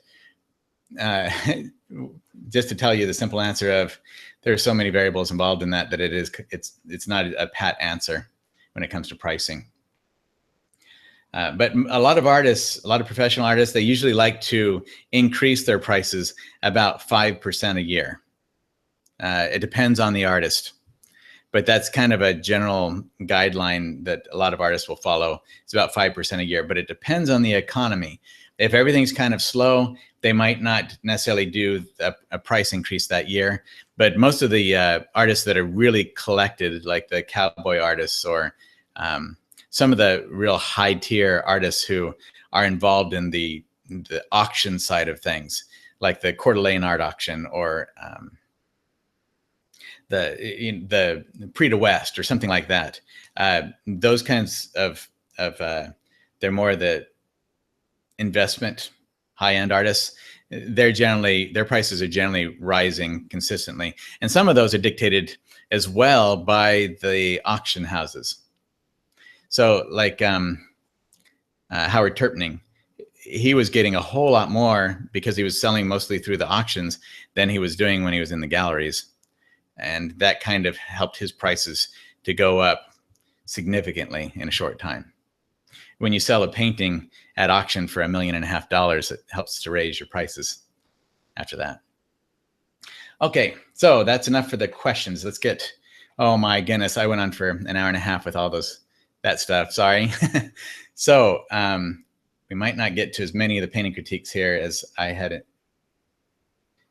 ready, but we'll get through as much of that as we can. So I'm going to go back now to Photoshop and show you what we've got.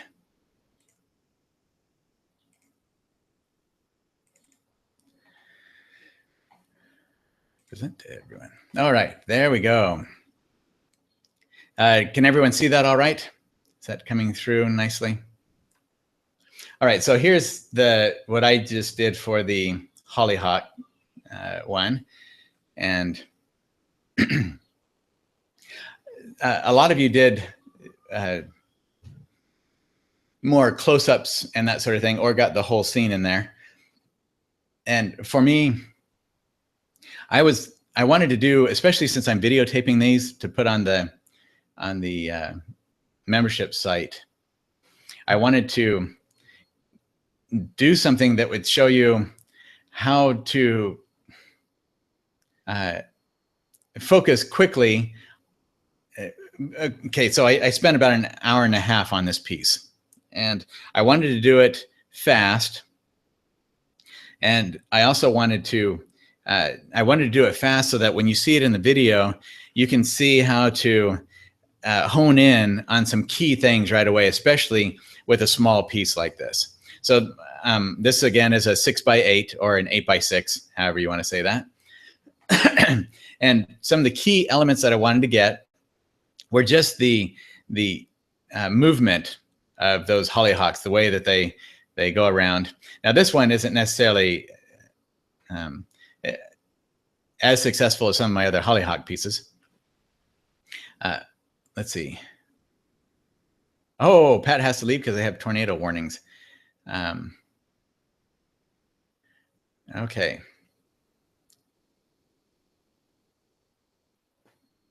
let's see. Okay, so get back to this. I just want to make sure I didn't miss anything here in the discussion. Sorry, getting distracted.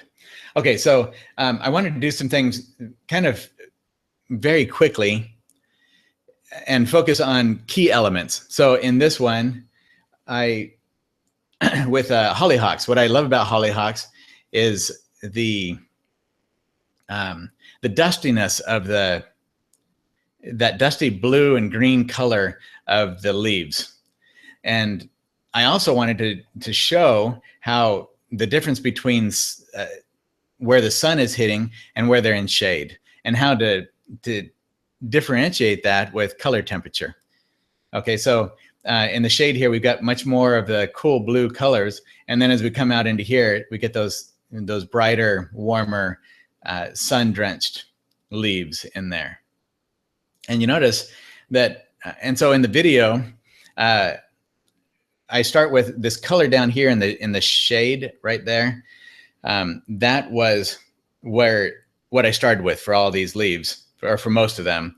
Put that kind of a tone down, and then I just come simply on top with a much lighter value to help some of those pop out away from the plant more than others.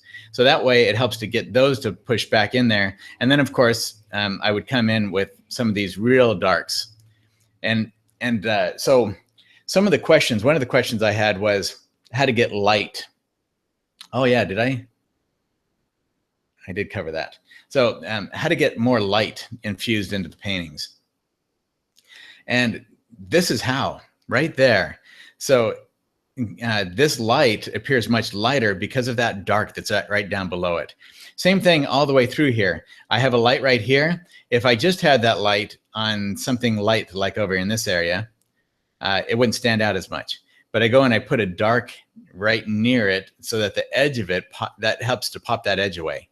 So same thing with these little hollyhocks here. These are very quick and simple to do the way that I do them here. I basically just take my brush and get a good amount of, like this red, I'll get a good amount of that red on there and put a glop down on my on my painting. Nice descriptive words, I know.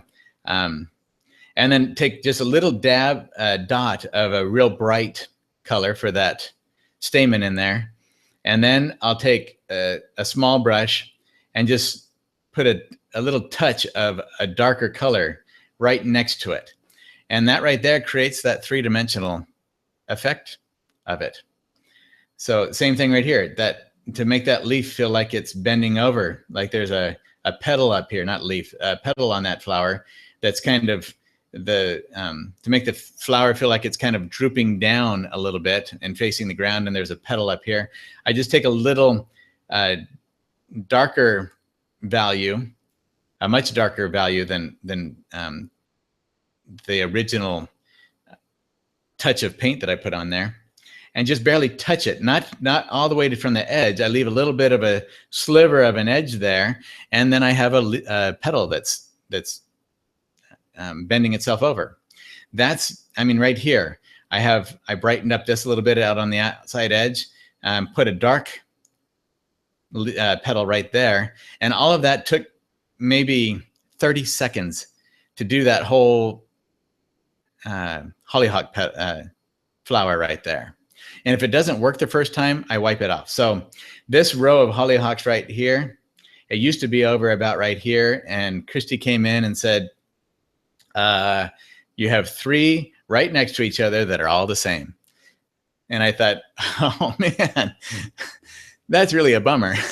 So I took my paper towel, I wiped off this whole thing of it was all done too. I mean, the way it is right here, over here, it was all finished off. She came in at the end basically. So I wiped it off, and then I had to figure out whether I wanted to get rid of this one or this one. And I decided that if I got rid of this one, it would be too weighty over here. But then I had these 2 right in the middle. So I didn't want to have that. So I put it over here to the side so that I have the differentiation of the space here and the space between those 2. And that helped to salvage my composition a bit. And I also realized, and that's why I like having these on video, because you can see the progression. I had a lot more stuff in here and in between in here and some of these places. And I had this darker back here. Well, I came in with my brush, as you can see, like that dark right there. I had that throughout a lot in here. So I decided that it was too dark. It was competing with this right here. I wanted the dark in there because I wanted it to help pop these brights that are here. But it was just too dark. It was taking away from some of the other parts of it. So I came in and I simplified. I took my big brush, as you can see, with these strokes, and I actually brushed right across some of the plants that I had already finished. And then I came back in and just kind of touched up some of the edges. And then I would come up right next to the edge of some of the leaves and flowers and pull away from the plant so that I could kind of drag a little bit of the color off of some of these out into the background a bit. And that helped. You can see that kind of in here.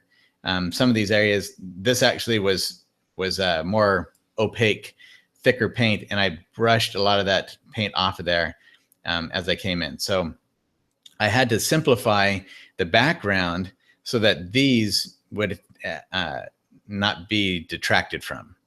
I didn't want people to get distracted. It's such a small piece that it's hard to get much in there and not have these lose the attention.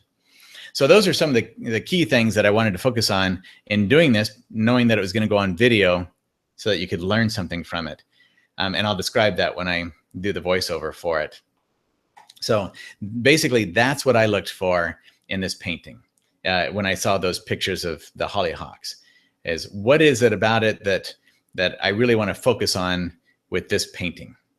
So when we're painting from photographs, it's not about seeing that photograph and saying, okay, I've got to do that. So let's see. Actually, I didn't bring up the photographs. Is this? Yep, there we go. I'll bring these. Probably this first. Yeah, so this is basically. So there we go. You can see the simplifying, but so I pushed the color temperature, the color variation with these. I wanted to do that purposefully to because it's a small piece, and I wanted the feeling of shadow to be quick in there. So I added more blue to it, and I liked that actually the blue in there just for the variety as well for color. But you can see how I took out the house. I took out a lot of the stuff around. That doesn't mean that I couldn't leave the house in there and actually make it work just the way it is here. But those are some of the things that I think about if I, especially with a small piece and thinking about simplifying it. What are the essentials? What can I get rid of? What isn't necessarily helping the composition? And I went through a few iterations here. I saw the path back here and I tried a path in there. It just wasn't working. So I took it out. So there are a few things in here that I started with and then decided to change it. So those are some of the things we can do when we're going through painting these. Okay, so let's get to some of your paintings here. And okay, so here's Diane's piece. And let me get that up a little bit bigger. Oh, nope, too big. More.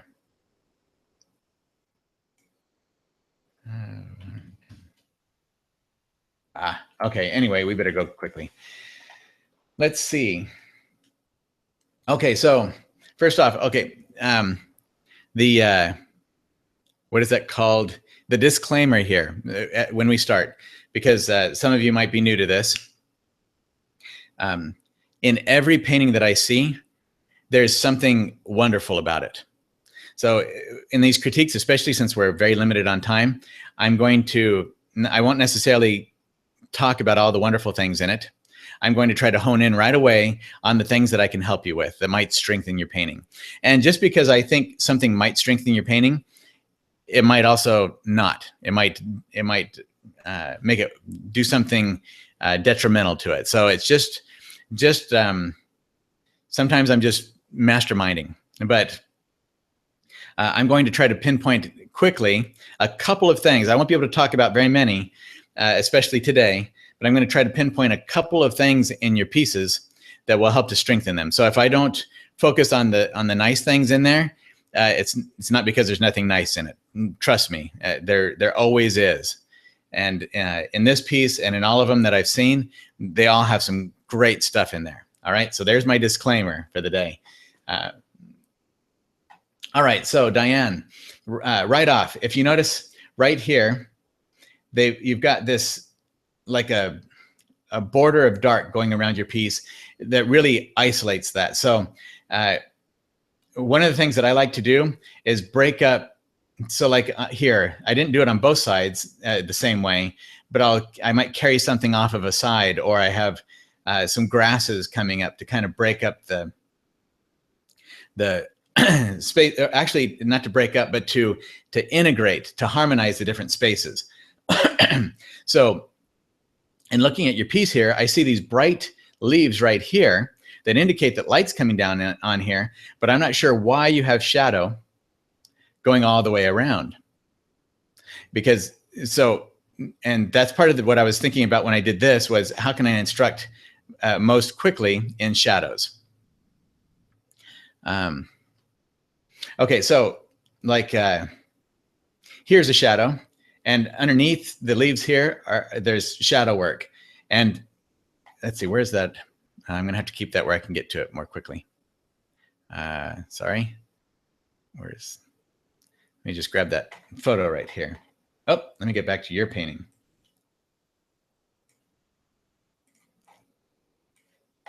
Okay, sorry about that.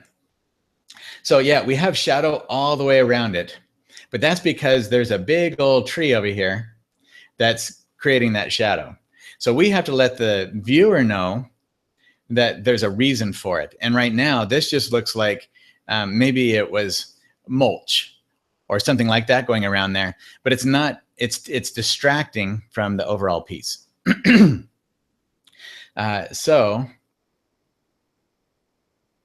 And your leaves, these yellow leaves, which are excellent, are everywhere. Like when you do your light in here, they're all the same.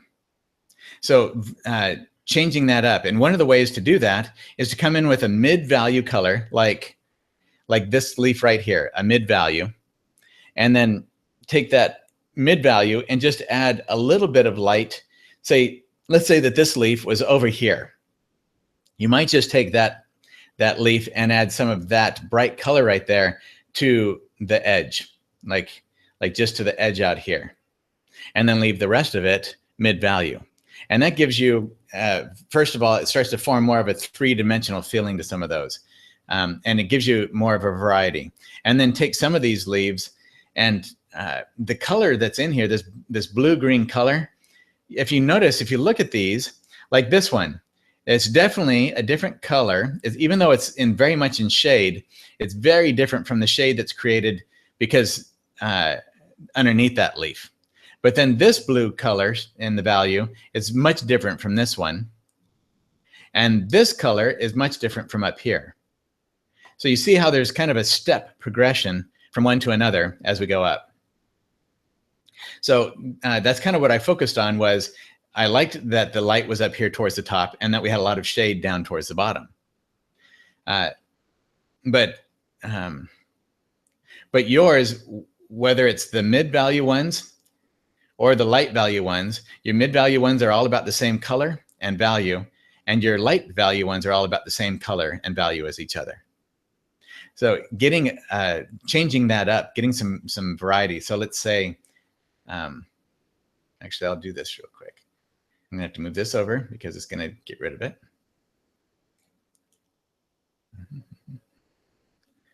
And okay, there's my paintbrush. Oh, you know what? Oh, I know what to do. I'm gonna take and add this in to a layer there. That's gonna be the easy way to do it.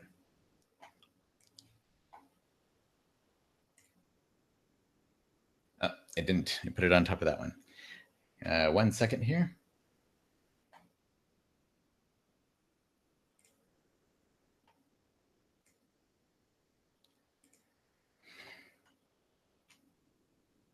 Okay.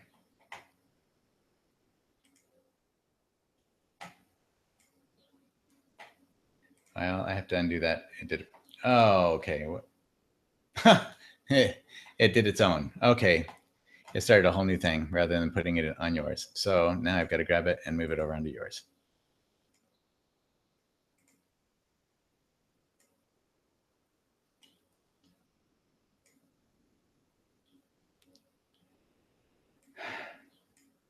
I don't know why it's doing that. It hasn't, I've never had this happen to me before. So I grab it again. Oh, I'm grabbing the wrong thing. That's why. Control Z. Grab this and move it over here into yours. Everything makes me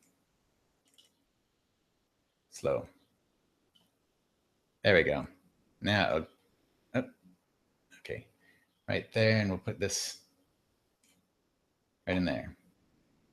Okay, so now I should be able to grab, I'm gonna make this smaller.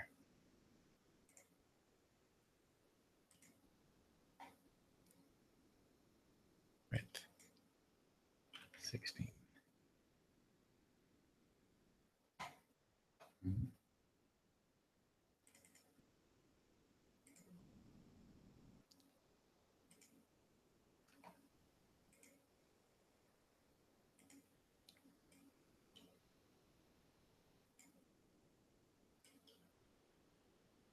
There we go.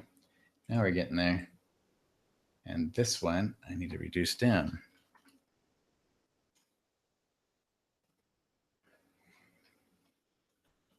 Sorry. There we go. That should work. I got that figured out a bit. Okay, so here we go. Now I can grab that color. All right. So if we grab some of that, and then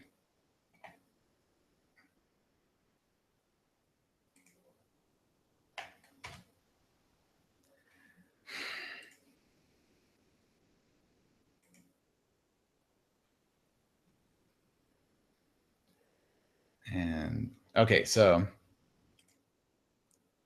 here we go. Nope, way too big. That's probably good. Okay, so if we get, where did it? You lousy thing. You lousy thing.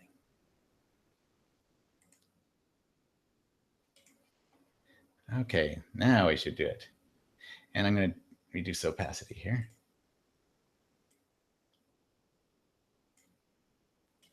So if we come in with even a little bit of a change in the color, some of these areas.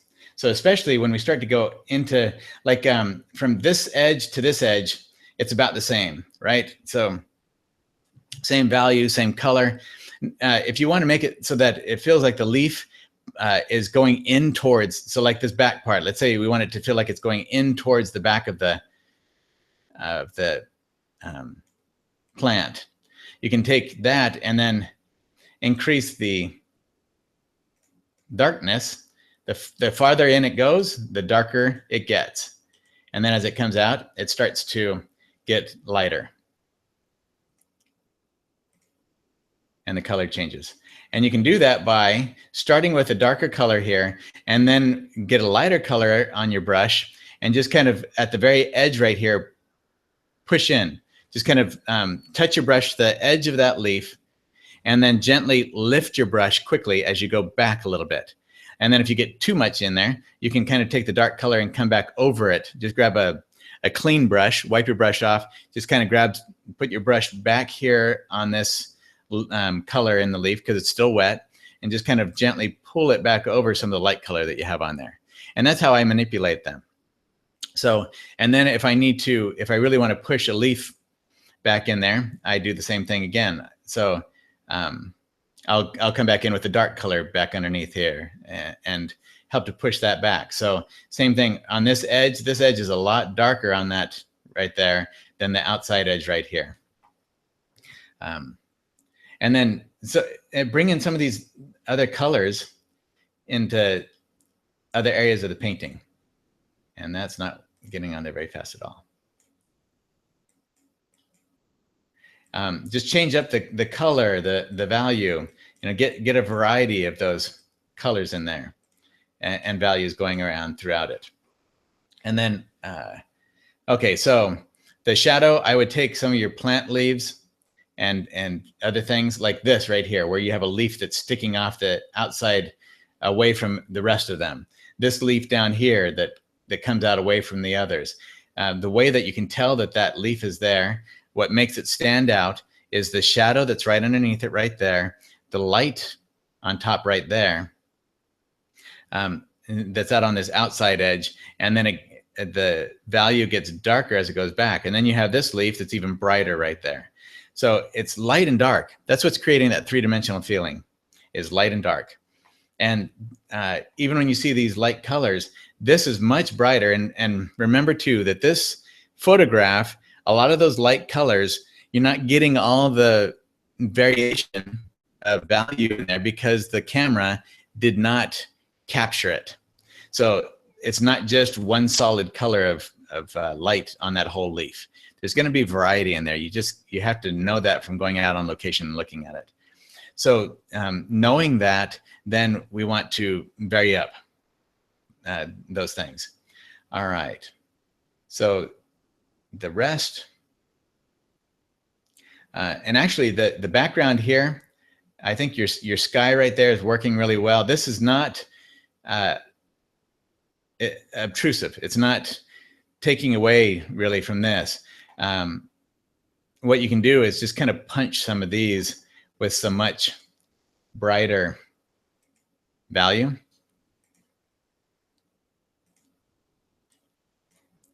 And you'll pull away from that background.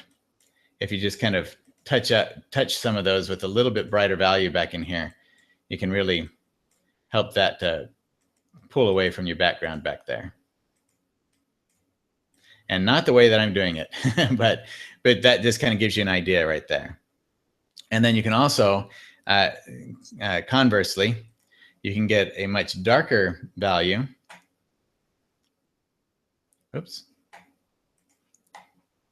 In some of the spots with some of the leaves, just so that the darker in some of the areas here with the leaves and stuff, you start to pop some darks in there, especially some of the dark green leaves, and it will pull away then from your background as well. Okay, so next. Great job, Diane, on that. Oh, and here are the aspen trees from last month. And I like that you're showing us a before and after. Excellent.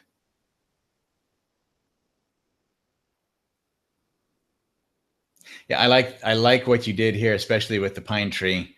The color change that you had between the two, that works really well. That's beautiful. So, and I like that you still kept a lot of your lavenders that are in here. So excellent job. Nice changes in there. Okay, Elizabeth. You've got some fun colors in here with your greens and blues. The hollyhocks, this one, beautifully done.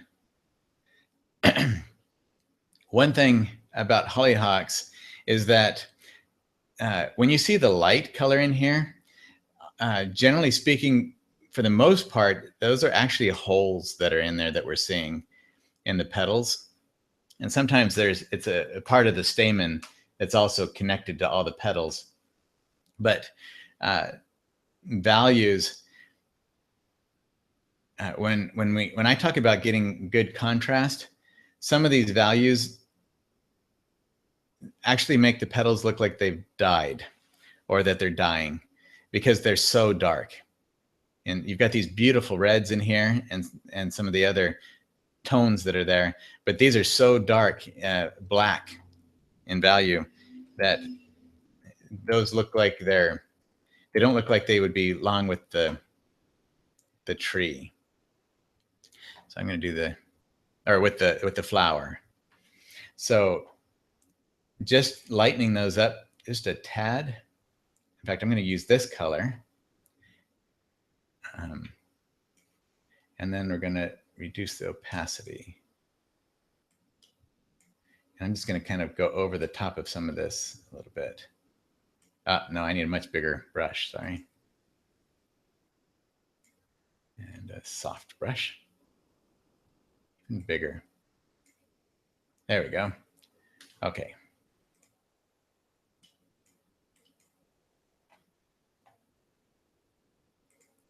Let's reduce that opacity even more. So we just kind of, because I don't want to take away the contrast that you have. It's nice that you have the dark, that contrast like that. That's excellent. Because that's where we get three-dimensional quality in our work, is from those shadows. I'm just kind of tempering down those a bit, and they're, because of the black, the way those look, and it's probably a very dark lavender, but when you get to like a real blue black lavender kind of color, it's very cool. And yes, shadows are cool, but these hollyhocks are very warm. So if you cool it down too much, then it's if you get the wrong color temperature, by wrong, wrong's a terrible word to use, but if you get a color temperature that may be too cool, it'll tend to deaden whatever it is it's attached to, whether it's a tree or a flower or something else. So staying a little bit on the warmer side is a safe bet when it comes to shadows. So you can still keep that feeling of shade in here while not being quite so dark with it.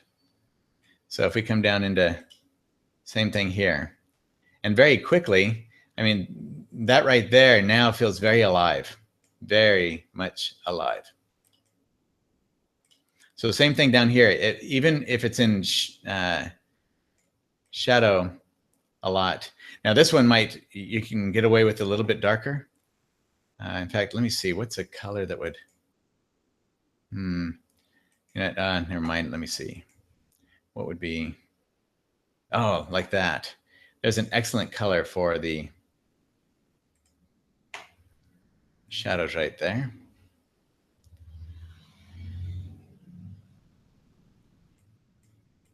It's a much warmer shadow color.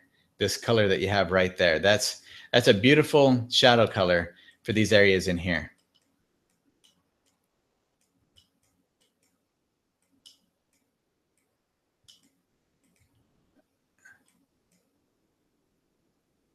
Okay, so that right there, Elizabeth, is, I mean, those really feel alive now. And one of the reasons why I love to do hollyhocks so often is because I can move things around at will. So like your flowers, you have these two grouped that are about the same size. You can move, it might be fun. And having this one right behind here, it kind of, if you took this guy maybe and moved it over maybe to right here, then you have kind of that triangle that's always seems to be more fun or interesting in a composition than having like a row like that. So sure, hollyhocks go in a row and we're going to end up with some, but if you can take one and kind of move it to the side and kind of break up that a little bit. Let's see, if we go back, see if I did that in mine.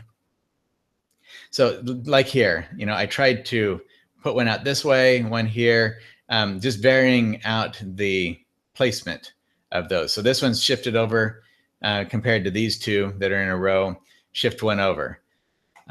in each instance. See, I'm trying to shift them around. Same thing with the black one here, one over here, over here. So that's what I'm talking about with the placement of those.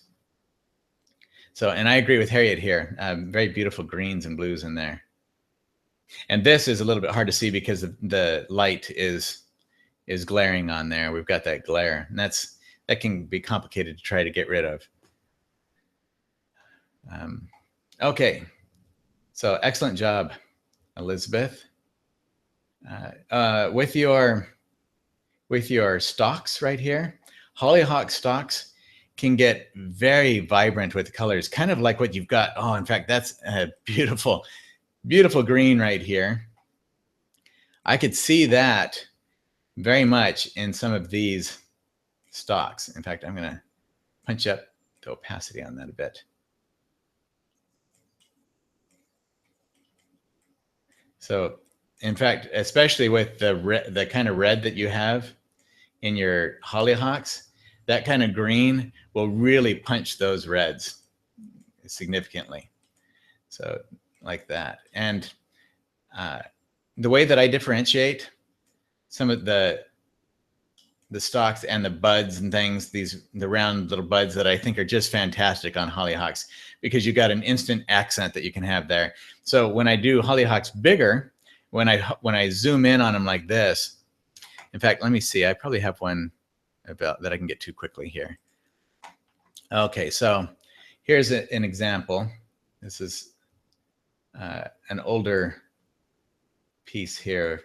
So just like in here, you know, these little things, you can get like a little bright yellow spot for the sun on there. And then this is what I was talking about, where usually I take let's see, can I get in a little bit more?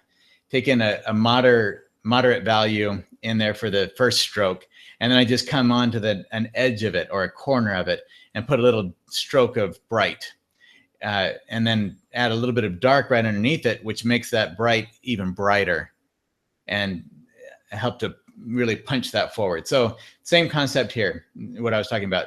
The same leaf is dark under here and then gets lighter as it comes out, and then I get some real light stuff right out here on the edges where the sun's coming in there. So, and then in here, so I've got these darks right in here in this hollyhock that's really out from the light's not getting to it hardly at all. But they're very much a warm dark rather than a bluish lavender. These would be more on the cadmium red medium with probably some ultramarine blue in it. And that would be more the dark that I get there. So more on with the cadmium red and just a touch of the ultramarine blue to it to get that dark that's back in there. So that it keeps that dark more on the warm side rather than on the cool side. Because shadows on a sunny day, that can get complicated. On a sunny day, shadows are going to be on the cooler side. That is true. But when you get, let's say that you have a tree and you've got a very sunny day and you've got the light shining on it with that tree, when you so when you see the shadow that comes behind that the sun is making, that shadow is going to tend to be on the cooler side. So warm light, cool shadows, cool light, warm shadows. All right. But that's only for the initial reflected shadow. That does not affect the shadows that you're going to get underneath plants, because they're not getting that cool sky light coming on there. They're actually, that's a different light altogether. Oh, Paula, the videos, I don't know if they're available on my, I'm redoing my website, so they will. But rather than buying the videos individually, the membership site, really, even if you only get it for a month, it's only $10 a month. That's going to be your best bet because you'll get a lot more videos. The ones that I have done will be on there right now. It's just the two, the Cottonwoods and the Rose video are the two that I have finished now. I'm almost finished with another, probably in the next I think by June, I think I scheduled it out for June 15th or something, June 13th. I'll have another video on there. And then by the end of June, I'll have the Colorado River video on there. So I'll be getting more and more videos on consistently, and I'll have at least one small video every month on there. And the bigger videos, the longer ones, the 4-hour video, long videos, I'll have one of those, at least 3 or 4 of those a year that I'll be putting on there. And I have, 3 that are scheduled for through December that'll be on that membership site. So that really is going to be the best bet for everybody as far as having access to all my videos at a really, really good price. So, okay. But otherwise, you can buy the videos individually as well. And I'll have that membership site available soon. And the other videos all taken care of here in the next week or so. Okay, so anyway,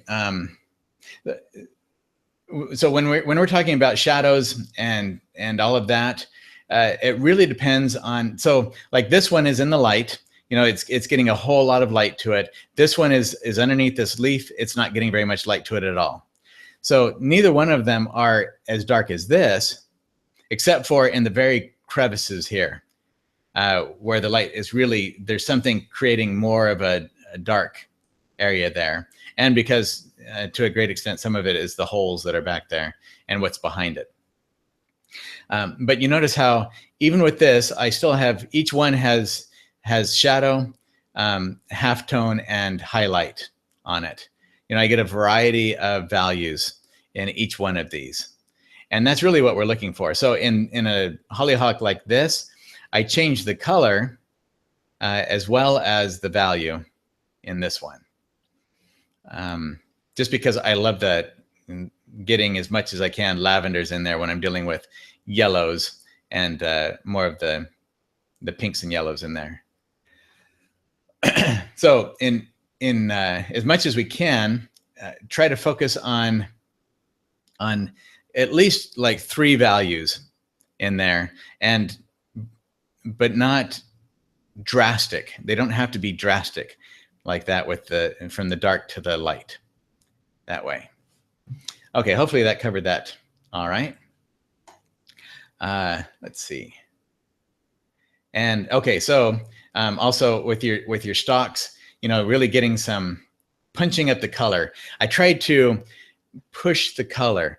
So like if it looks really bright, almost white, I'll get it as bright as I think it might be, and then I'll come back in and add a little bit more color, like some cad lemon in there or something like that. So if it's a bright white yellowish kind of a color, I'll mix a lot of white in there and then come back again with some yellow, like cad yellow, lemon, or cad medium or something, and just add a touch in there just so that I can punch the color as much as possible. So white cools a color down. And when we're talking about sunlight, we don't want it to be cold because sunlight is very warm. So getting as much yellow in there as we can really helps things. So even when we have like a highlight area, let's say here I will bring up this color and see if we can punch that color up a bit. So instead of a white, it'd be more like, oh, that's probably too much opacity. More of a yellow on there, to really, so like on this, you enhance that with a little bit of yellow, and suddenly they come out at us more. It just helps they become more brilliance, or they actually pop out away from the background more dramatically that way. All right. Next one. Oh, wow. It's 5:36. I'm sorry, guys. You know what? I'll try to do a couple more of these. I understand if you guys all have to take off. Don't worry about it. This is a long webinar. So I've talked in depth and detail, probably too much depth about a lot of things. And I tend to repeat myself as well. I know that. I'm trying to get better at it. So, but I'll cover a couple more of these for those who want to stick around. And for those who, if you don't want to stick around, remember, we're going to have the webinar, the replay video on the membership site. So, or on the master course site. I have to start differentiating those two, don't I? The monthly membership and the master course site. There you go. All right, Gloria, beautiful colors. I love the variety of colors that you have in here. And what you've created is, it kind of reminds me a little bit of like a very, oh, how do I say that? A very high-end toll painting. So it's not toll painting. I understand that. You've got a lot more in here than that would entail. But it has kind of that flatter folk kind of look to it, a folk art kind of look to it. So like your leaves here, they all look like they're kind of almost like you've taken a piece of glass and not squished it up against it, but there's almost like a piece of glass that is keeping everything kind of on the same plane that way. The remaining photos for everyone to see, you want me to just kind of run through what's on here, Joan? I've got Harriet's, Joan's, and Patricia has a piece on here. So that's what's left. So I will try to cover those. I'll try to just cover a couple of things in here. Okay, so Gloria, with yours, if you want that look, there's nothing wrong with that. There's a lot of what's the word I'm looking for? It's a fun word that I'm looking for. So have a great night, Elizabeth. But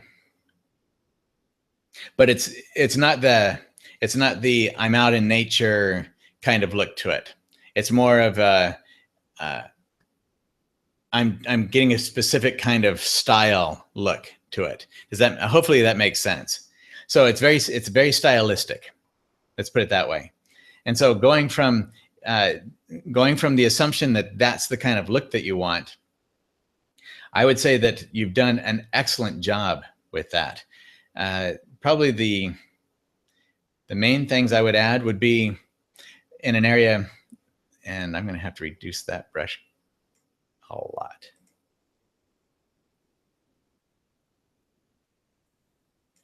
Okay, so let's say like one of these right here, maybe just punch that up with a little bit more color on the tip, just so that it pulls just a tad this area away from the flower that's behind it. That just helps then to start increasing the depth in it. And I know that you have more of a flattened look to it, but it'll help to separate the flowers from other things. So same thing with some of the flowers themselves. You've done it with a lot of them, like the edge that you have right here. You could do that probably a little bit right here, because it's almost as if these two here are struggling with each other on which one is in front and which one's farther back. So I'm going to take the stance that this one is actually a little bit farther back, that petal, from this petal, and that this petal is coming a little bit closer to us. So I'm going to use the same color right here and add just a highlight on the edge of that petal to help pull it forward from that one. Terrible color to put on there because it's a greenish yellow. I would go more, around the colors that you have in here or what you have over here.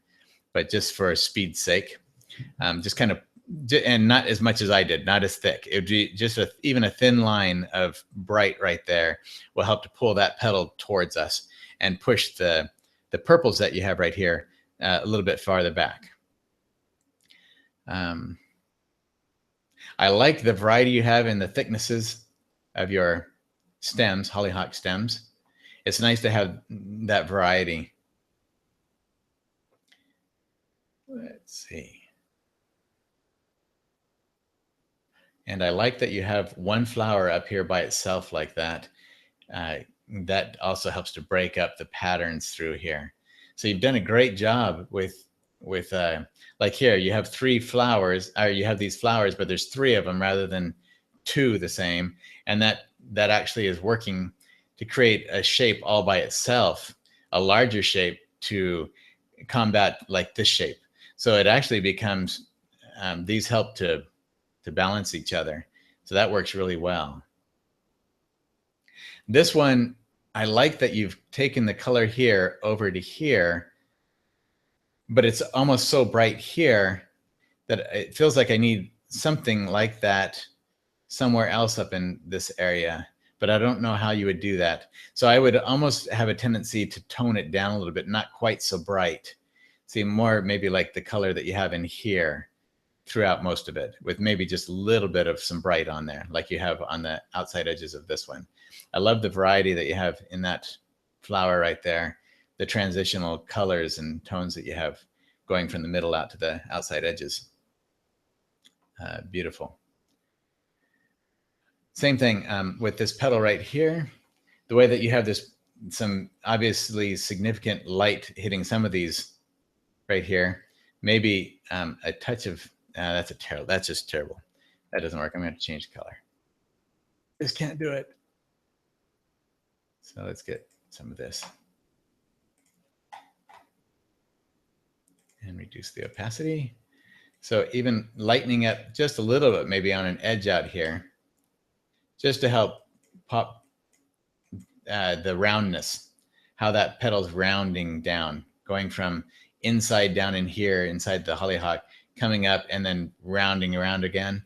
Just a little bit of some stuff out here on that outside edge will help that to round that even more.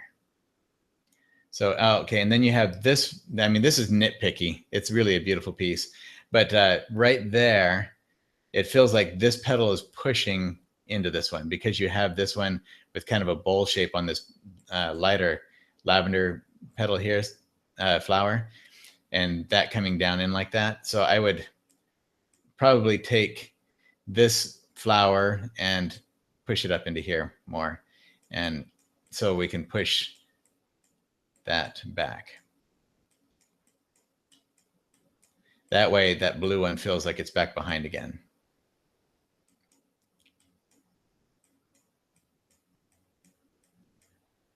All right. Sort of like that.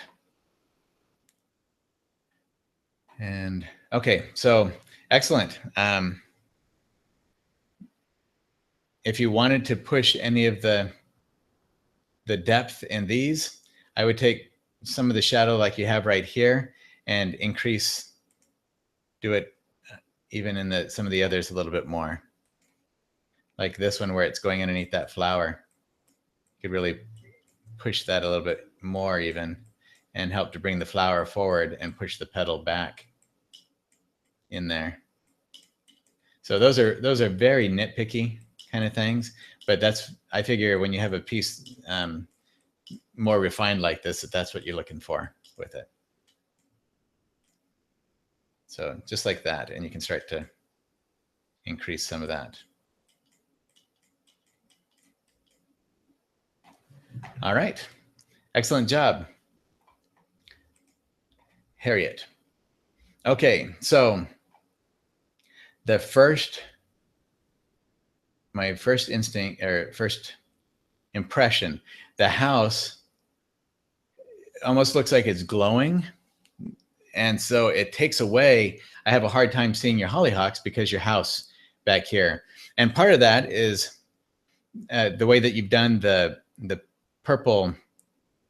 Okay, so let me get the picture back over here.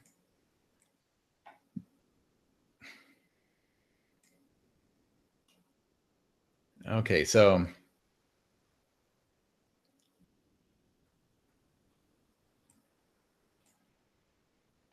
yeah, Patricia, she loves the colors in this piece.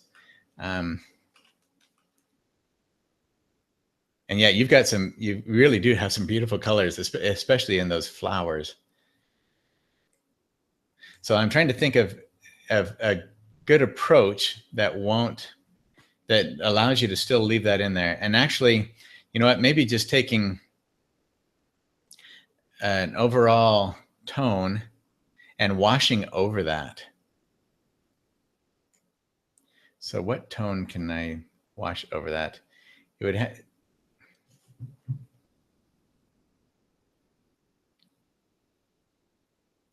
you know, I think part of it is that your steps and everything and all of this, notice that they are, it might not seem like it, but they're a lighter value than what we have in the actual photo.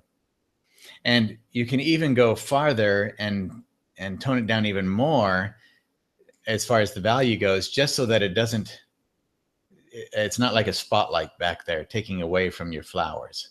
So if you want to have the house back there, then let's tone down a lot of that. So let's say, what color would I do to tone that down?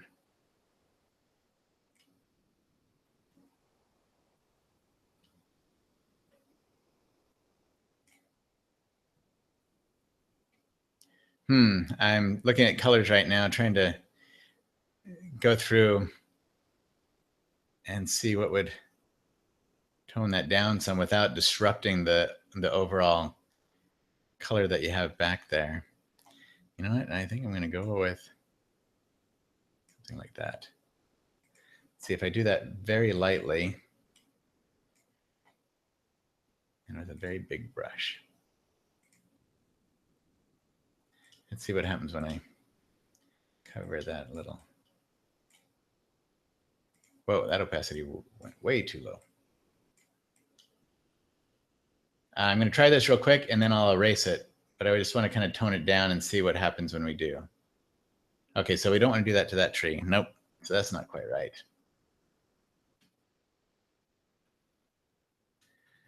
So then I need to change that.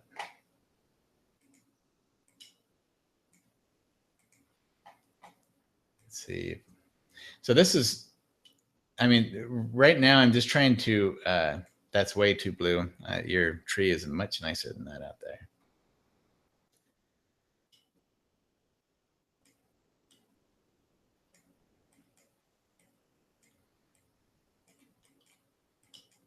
So if we kind of tone it down back there and then come in with just a couple of highlights.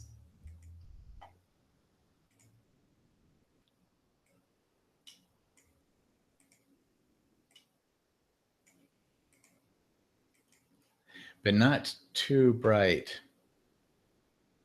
In fact, that's not going to even be the color that's right for it.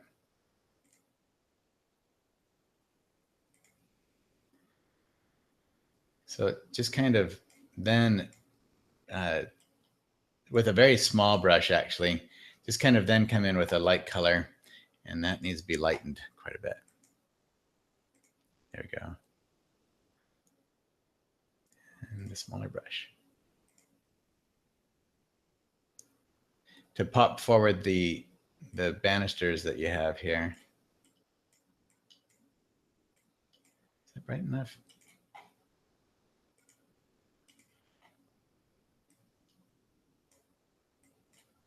So just a bright tone here and there, not like everywhere, but just once you've toned it down, then you can come in with a little bit of bright and it won't stand out as much. And then you can kind of play with it and experiment so that you can see if you add a stroke in and suddenly it really stands out again, then you can tone that back down again. And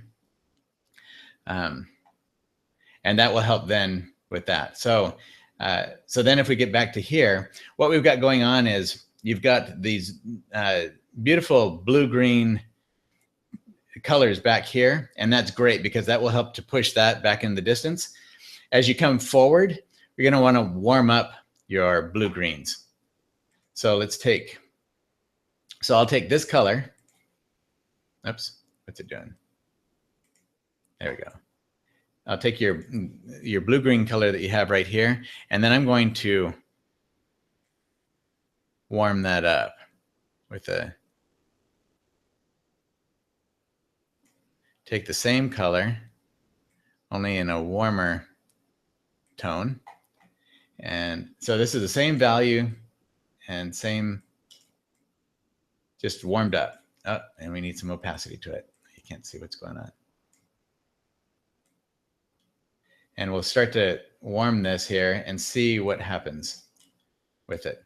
So that doesn't mean everywhere. So part of this is you've got the same thing going on that we talked about earlier.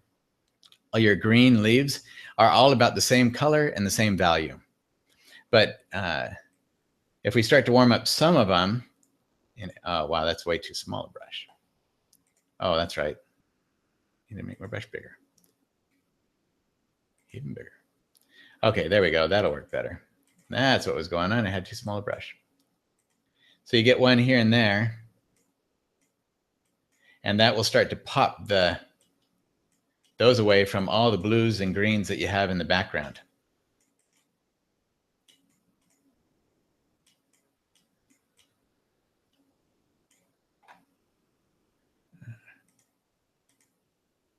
And then we can get it even brighter.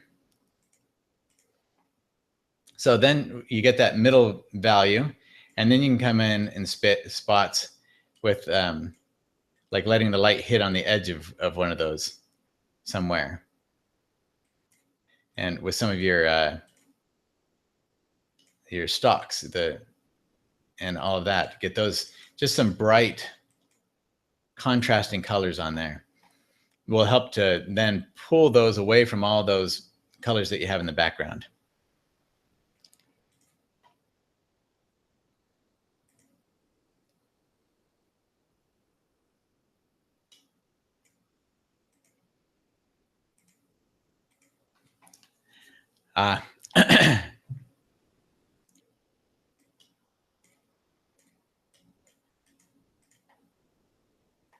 So just like that, you can start to really pop some of those away, and then, but play with it, because you don't want them to suddenly become, I mean, the way I'm doing it with Photoshop, it's not going to be as nice as with Paint.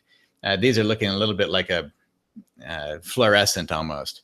I'm just trying to give you an idea of how to warm those up some, and I wouldn't do that necessarily down here so much, except for maybe a little bit in the grass down here. You can almost warm that up a bit so that it's different from the grass. Although you do have a great change between the blue-green back here and what you have in the grass up here. But especially where the sun is hitting on it, that sunshine is going to really warm things up with these colors. And that will also then help you to differentiate the places, the one that's closer to us and the colors that are farther away.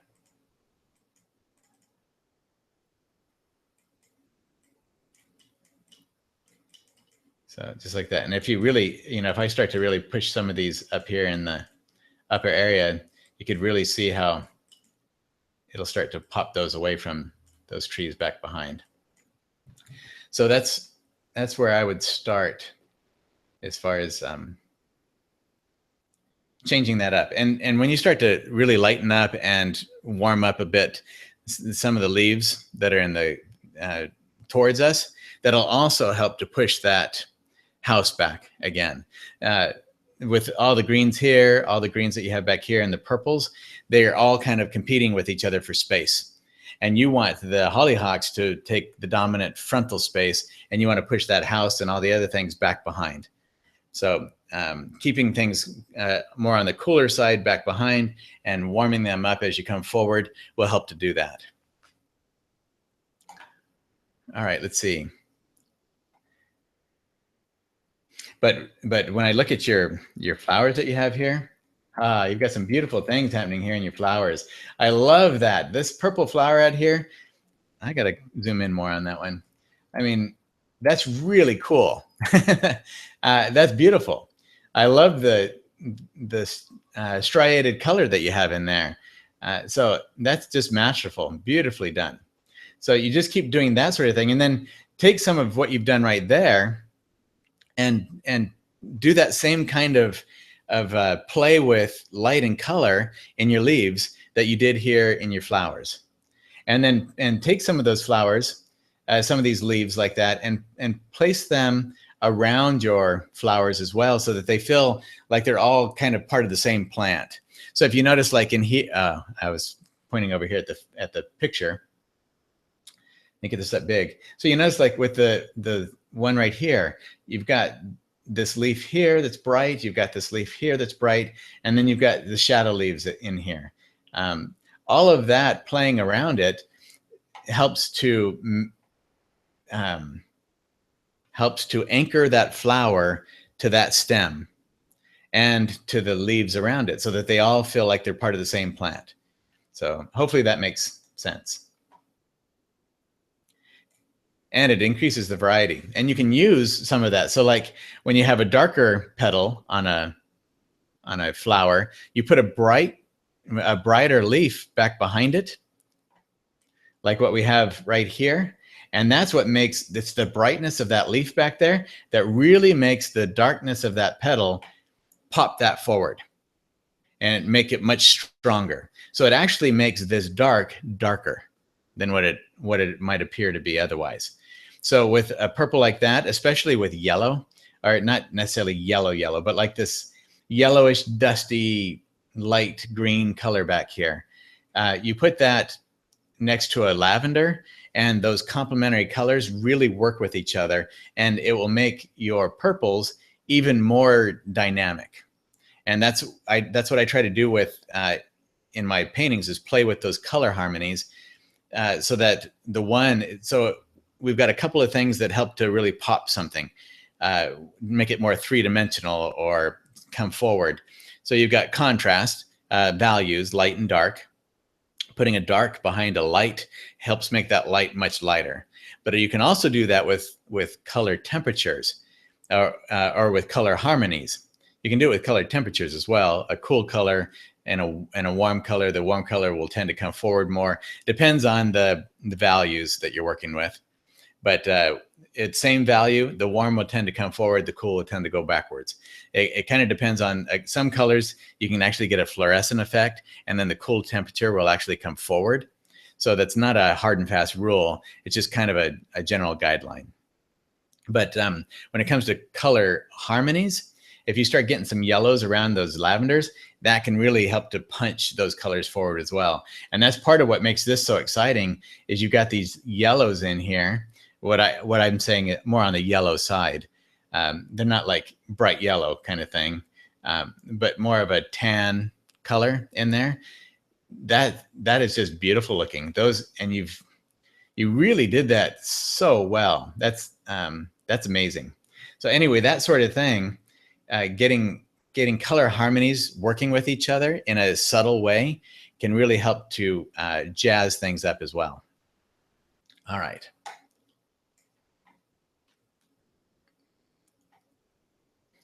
That's great to hear. Getting lost in the painting and not paying attention to the photo is huge.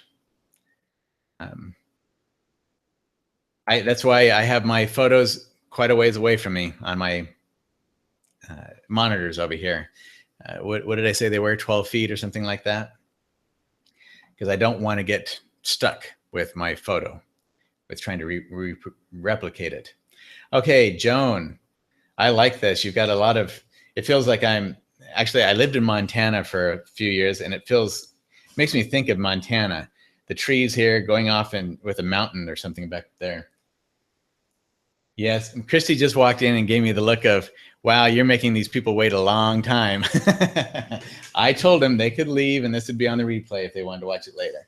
So they're all, whoever's here, they're good to go. So, way to go.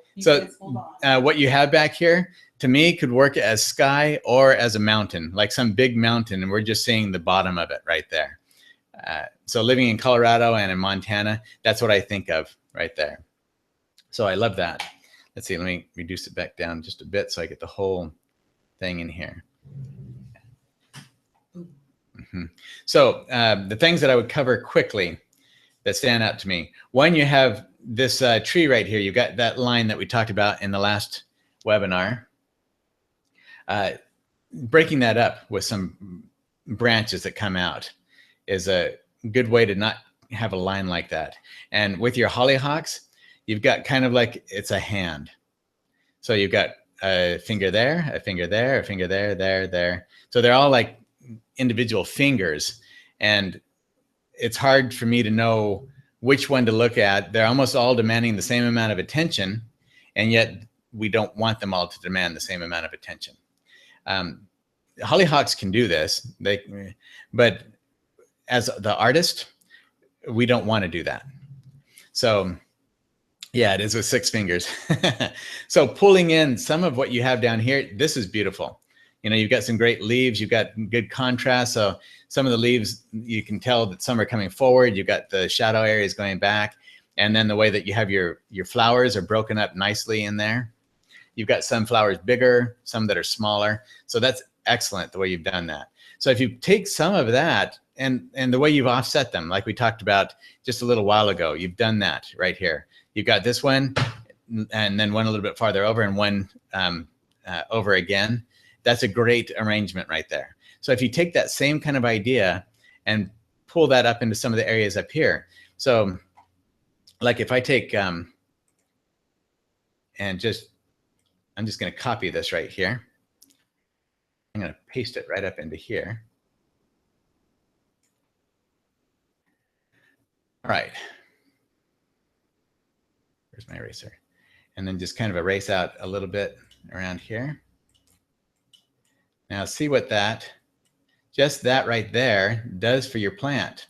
See, hollyhocks, what's wonderful about them is you can get big flowers right up at the very top of those stalks. So if you do that here and there throughout it, let's see, like even down here.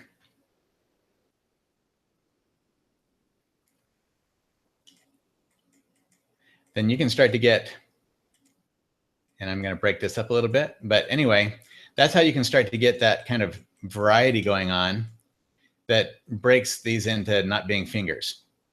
Does that make sense? So you don't have to have these all the way up and down the stalk, but bringing in like some of the leaves that you have down in here. I'll do the same thing. And it's a great way to see. Oops, what did I do? Oh, I'm on a different, there we go. Copy. So then come back over and let's say we pull some right into this area.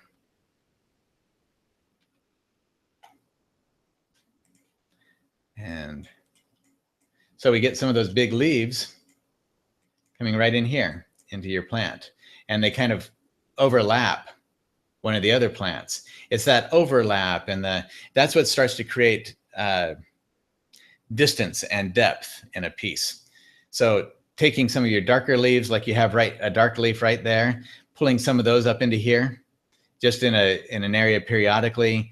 Some areas like we have right here, some areas will have more, and then some areas will be more just the stalk like this.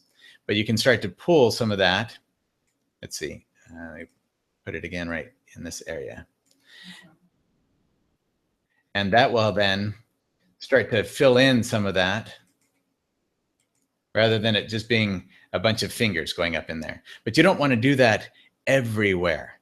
You know, it's about the variety again. Variety is the spice of painting, right? So you might have a stalk like this one that doesn't have any of this sort of thing going on with it. This right here could work really well all by itself, and maybe the one out here on the right edge as well. You could leave those all by themselves, maybe just a small bit of this green leaf off right here in an area. But some of these other ones, you could help to fluff them up a bit. Does that make sense? Okay, so this tree right here, a little bit distractive because it's a line again.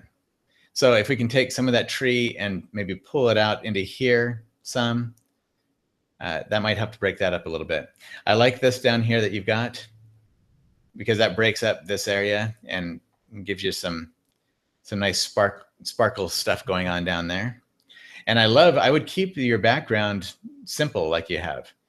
I like that. It's very nice and subtle and has good color transitions going up through there. maybe pull this horizon line that you have down a little bit, just so it's not cutting it in the middle right there. But it's not a critical thing, just a possibility. So you could play around with that a little bit. But otherwise, beautiful. Nicely done, Joan. Okay, and now we get to Patricia. Okay, so, and this is not the hollyhock piece, but I like what she's done. The textural quality in here is fantastic. I love textures that way. And that's one of the fun things about oil paint is dry brushing and scumbling and all the things that we can do with oil. You can get a lot of textural qualities going on. Let's see. So one thing about your highlight, like this one right here, is it almost feels, and really that is because a lot of Adobe does that, where it kind of goes from here and actually comes out farther here than what it is here. There's a lot of rounding going on.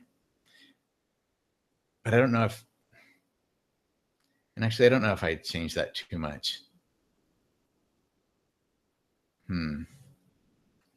Let's see, what could I do that would help strengthen what you have right here?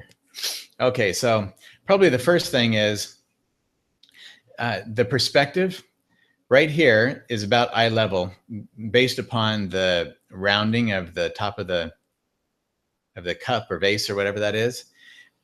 And you've got a little bit more that we can see here, but you could almost push that so that you really exaggerate the perspective a little bit. So this one right here would need some of that.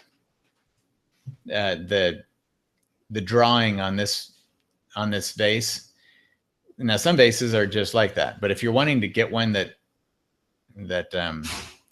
feels natural, the drawing, first of all, it curves in right here at an incorrect angle compared to what you have over here. Two different angles on this vase. So it's actually going to feel like it's going to tilt and fall over right there. So the drawing needs to work on that. And there are tools, I think, that will help to get perspective drawing like that down, especially when it comes to elliptical things. But much of that would be, I would take a vase if you have one. If you did this from a photograph, it's going to be tough. But if you actually have some big pots like this, or even some little pots, take and place them until you can see that kind of ellipse. And then use that drawing from life to get your drawing down on that. Because that can be complicated. It can be really complicated to get that right. And I've seen very skilled professional artists do that. I've done that, where I'll come back and see, oh crap, my drawing is off. So nothing to feel bad about there. We all do that. But you'll definitely want to have that down, and then keep them consistent. So this one, we can actually, even though it's higher, we can see into it more than we can on this one that's lower down. So that what that does is it starts to suggest that this pot right here is actually being pinched in, that it's not cylindrical, but it's more oval in its shape, which I'm assuming that it's more cylindrical. So cylindrical means we're going to want to pull it down here more. And I could do that with some Photoshop a little bit, but it would take a while, and I don't know that you want to stick around for me to try to figure that out. Let's see. Now, the stairs here, if you want to try to pull those away from the wall back there more, it'd be kind of like what you've got going on with these, with your railing. I like what you've done. You've got a nice light and shadow pattern going on in here to help create the three-dimensional effect. So beautiful. In fact, like on this pot right here, I love the transition between your highlight area and your shadow area back here. Beautifully done right there. So, so we've got to get the same kind of idea for the stairs. And I know that these right here are creating that shadow. So what it, okay, so that's what that's what I would do is, where's my paintbrush? And I'm going to reduce down the opacity and the size of this brush real quick, because I don't want to do it too much here. Is that small enough? Yeah. So it's actually going to be darker right where this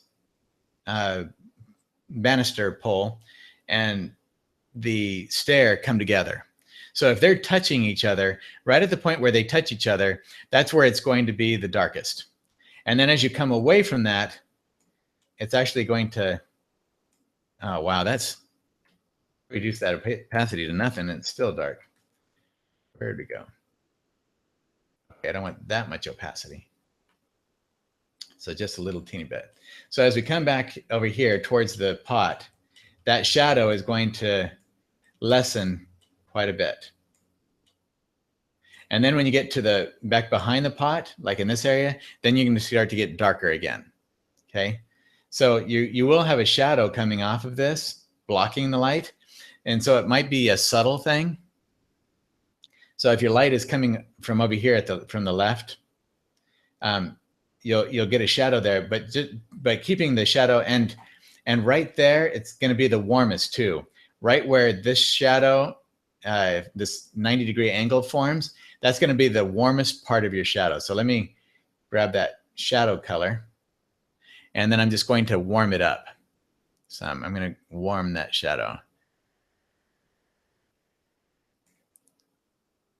So I'll try to keep on the same overall value almost, but make it warmer right there. So right here, I'll kind of warm that up by degrees. So that's, you know what? I need more opacity than that, sorry. So it's going to be oh, that was too much. Sorry. It's going to be the darkest and warmest right there. And then it'll cool out a little bit as it goes off into the distance. So that was too much, sorry. But that's just to give you the general idea right there. So I'll reduce that opacity down again. So you can do that in each of these areas right here, like in where your banister is right here. You can do that on each of these. And then that will also help then getting these values darker than what you have back here will help to start pulling this banister forward towards us more. And warming up the shadow a little bit, especially in the corners here, will also help to pull that forward. All right, if the light's coming from the lower left, would the risers be brighter than the treads? That's an excellent observation, Joan. So according to the way you've done your vases here, your pots, the sun seems to be lower coming in here, almost like we're getting a sunset or a sunrise and the light is hitting sideways on it. So that would mean that your risers here would be the bright and the treads would be darker. That is excellent. Thank you, Joan. So that actually might go a long way to help pull those stairs forward. In fact, I'm going to grab this color right here, maybe. And brightness. Oh, wow, we're going to need a much bigger brush. Always go for the bigger brushes when we can, huh? Okay, so, oh, wrong. Sorry. And now when we say brighten up the treads, that doesn't mean it has to be bright all the way up and down. You can get lighter, like up at the top edge, which might catch more than some of the stuff underneath. And this is really going to be terrible compared to what your paint will do. But yeah, that's an excellent. And then you can leave that in shadow back there. But that could really help then to pull this whole thing forward if you have the shadows back here from the pots creating the shadows, and it really starts to catch out here. And then warming up the highlight that you have right there. I'm going to get that really warm, like sunlight warm.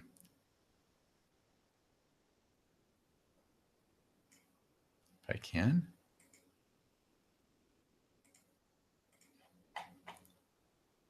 Brush a little lighter. Putting some real, because you have some nice bright, it's like the sun's really shining on those. So if you warm up that highlight a bit on these banisters as well, not necessarily with this color. Don't take this color as the end all here. But just brightening them up can also help to pull those forward, and away from the wall back there. And so you've got a nice, bright highlight. So it actually need to be lighter than that too. So you get it like a half tone in there that's more on the yellow side, and then maybe a bright highlight on the outside edge. And I'm doing a terrible job of it, but hopefully that gives you the idea of what I'm talking about. And then maybe a little bit of warmth on some of the highlight that you have here on the banister as well. Will help to pull that in this direction.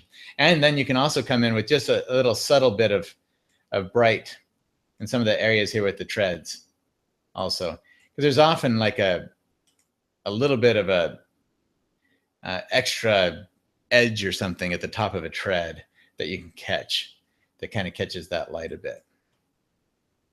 All right. So those are overall the things that I would do in this piece. And I don't think I would do anything inside of the window either. It's nice that that's simple, because then you concentrate on these rather than anything that might be back behind it. So you have, let's see. And I don't know that I would warm up the highlights on this much. Especially that one's great. It feels like a cooler highlight, which is going to make sense because it's actually getting the reflected sky more than it is the direct sun from the side. Okay, so Joan asked about putting the railing on the side of the balusters here. So that's the thing to experiment with too.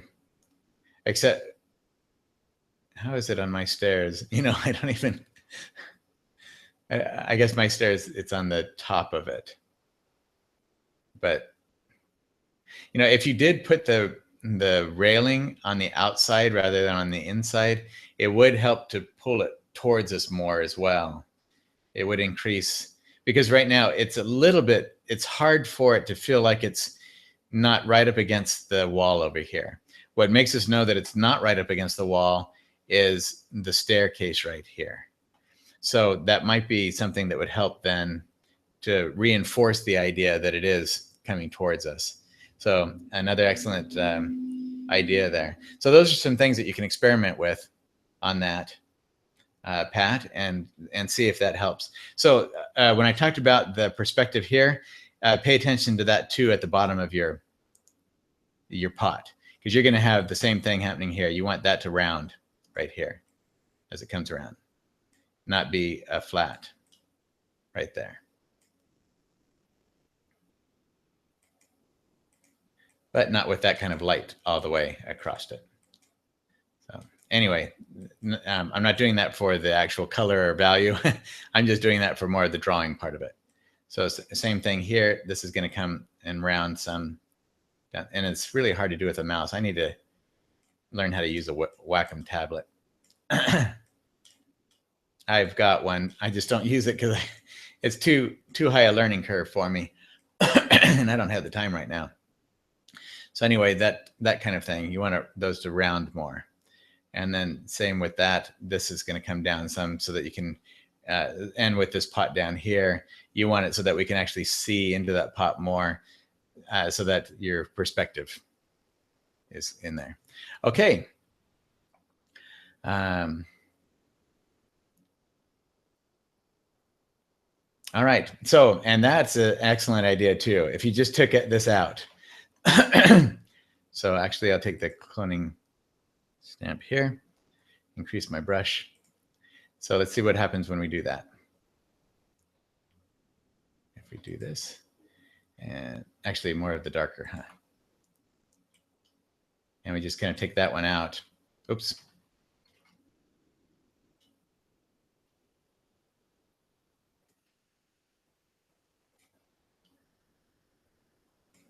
to right there. And then that would feel more like a banister. It feels, I mean, it seemed like there was a step going on down again with the banister the way it was.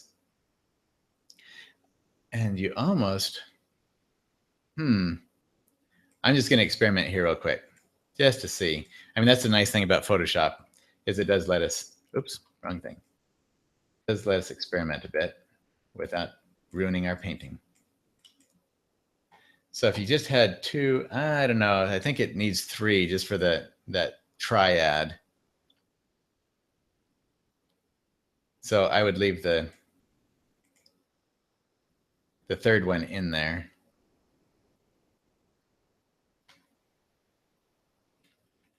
Go back to the third one. Yeah, I like having the 3 in there. That does work well. So, but right there, that's a great idea, John. Possibly taking out that bottom one. It actually opens it up more. We can go up the stairs now. It helps us to move through the painting more that way. So there you go. All right, guys. Sorry that went on for so long. I hope that it was worth it. So you guys have a great night. 3 hours of webinar. That's just ridiculous. Sorry. And I'll let everyone get going. That was all that I know. There were probably some more on Facebook. Oh, wait a minute. Do we have another one? Oh, no, that's my picture. Good. Okay, good deal.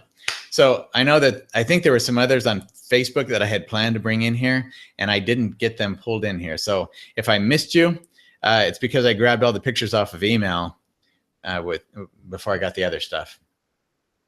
So you guys have a fantastic night. And let me see. Let me get back over here to the screen sharing. All right. So you guys have a fantastic night and weekend. And do those things. Get out there and paint from life. Do some drawing from life. Really hone in your drawing skills. Drawing is the foundation of it all. It really is. Color, we can add color onto it afterwards. But if you don't get the drawing down, the color's not going to make up for it. So practice it. And all that drawing is practice. Really, that's it. So there's not somebody you don't go out there and think, oh, I can't draw. No, that it's not true. It all just comes down to practice. That's it. The people who are really good at drawing are the ones that do it all the time. So draw and paint from life, and you'll really start to get a feeling for how to get that feeling of life in your paintings as well. You all did a fantastic job. Thank you for sending in your questions and your paintings. And I will talk to you again next month. And I'll get emails out as soon as I get the membership site going and all that taken care of. So you guys have a fantastic weekend and have a great time painting. We'll talk to you later. And you can keep on talking here on the chat for a little while. I'll leave it going for just a moment while everyone says goodbye to each other. So have a great night.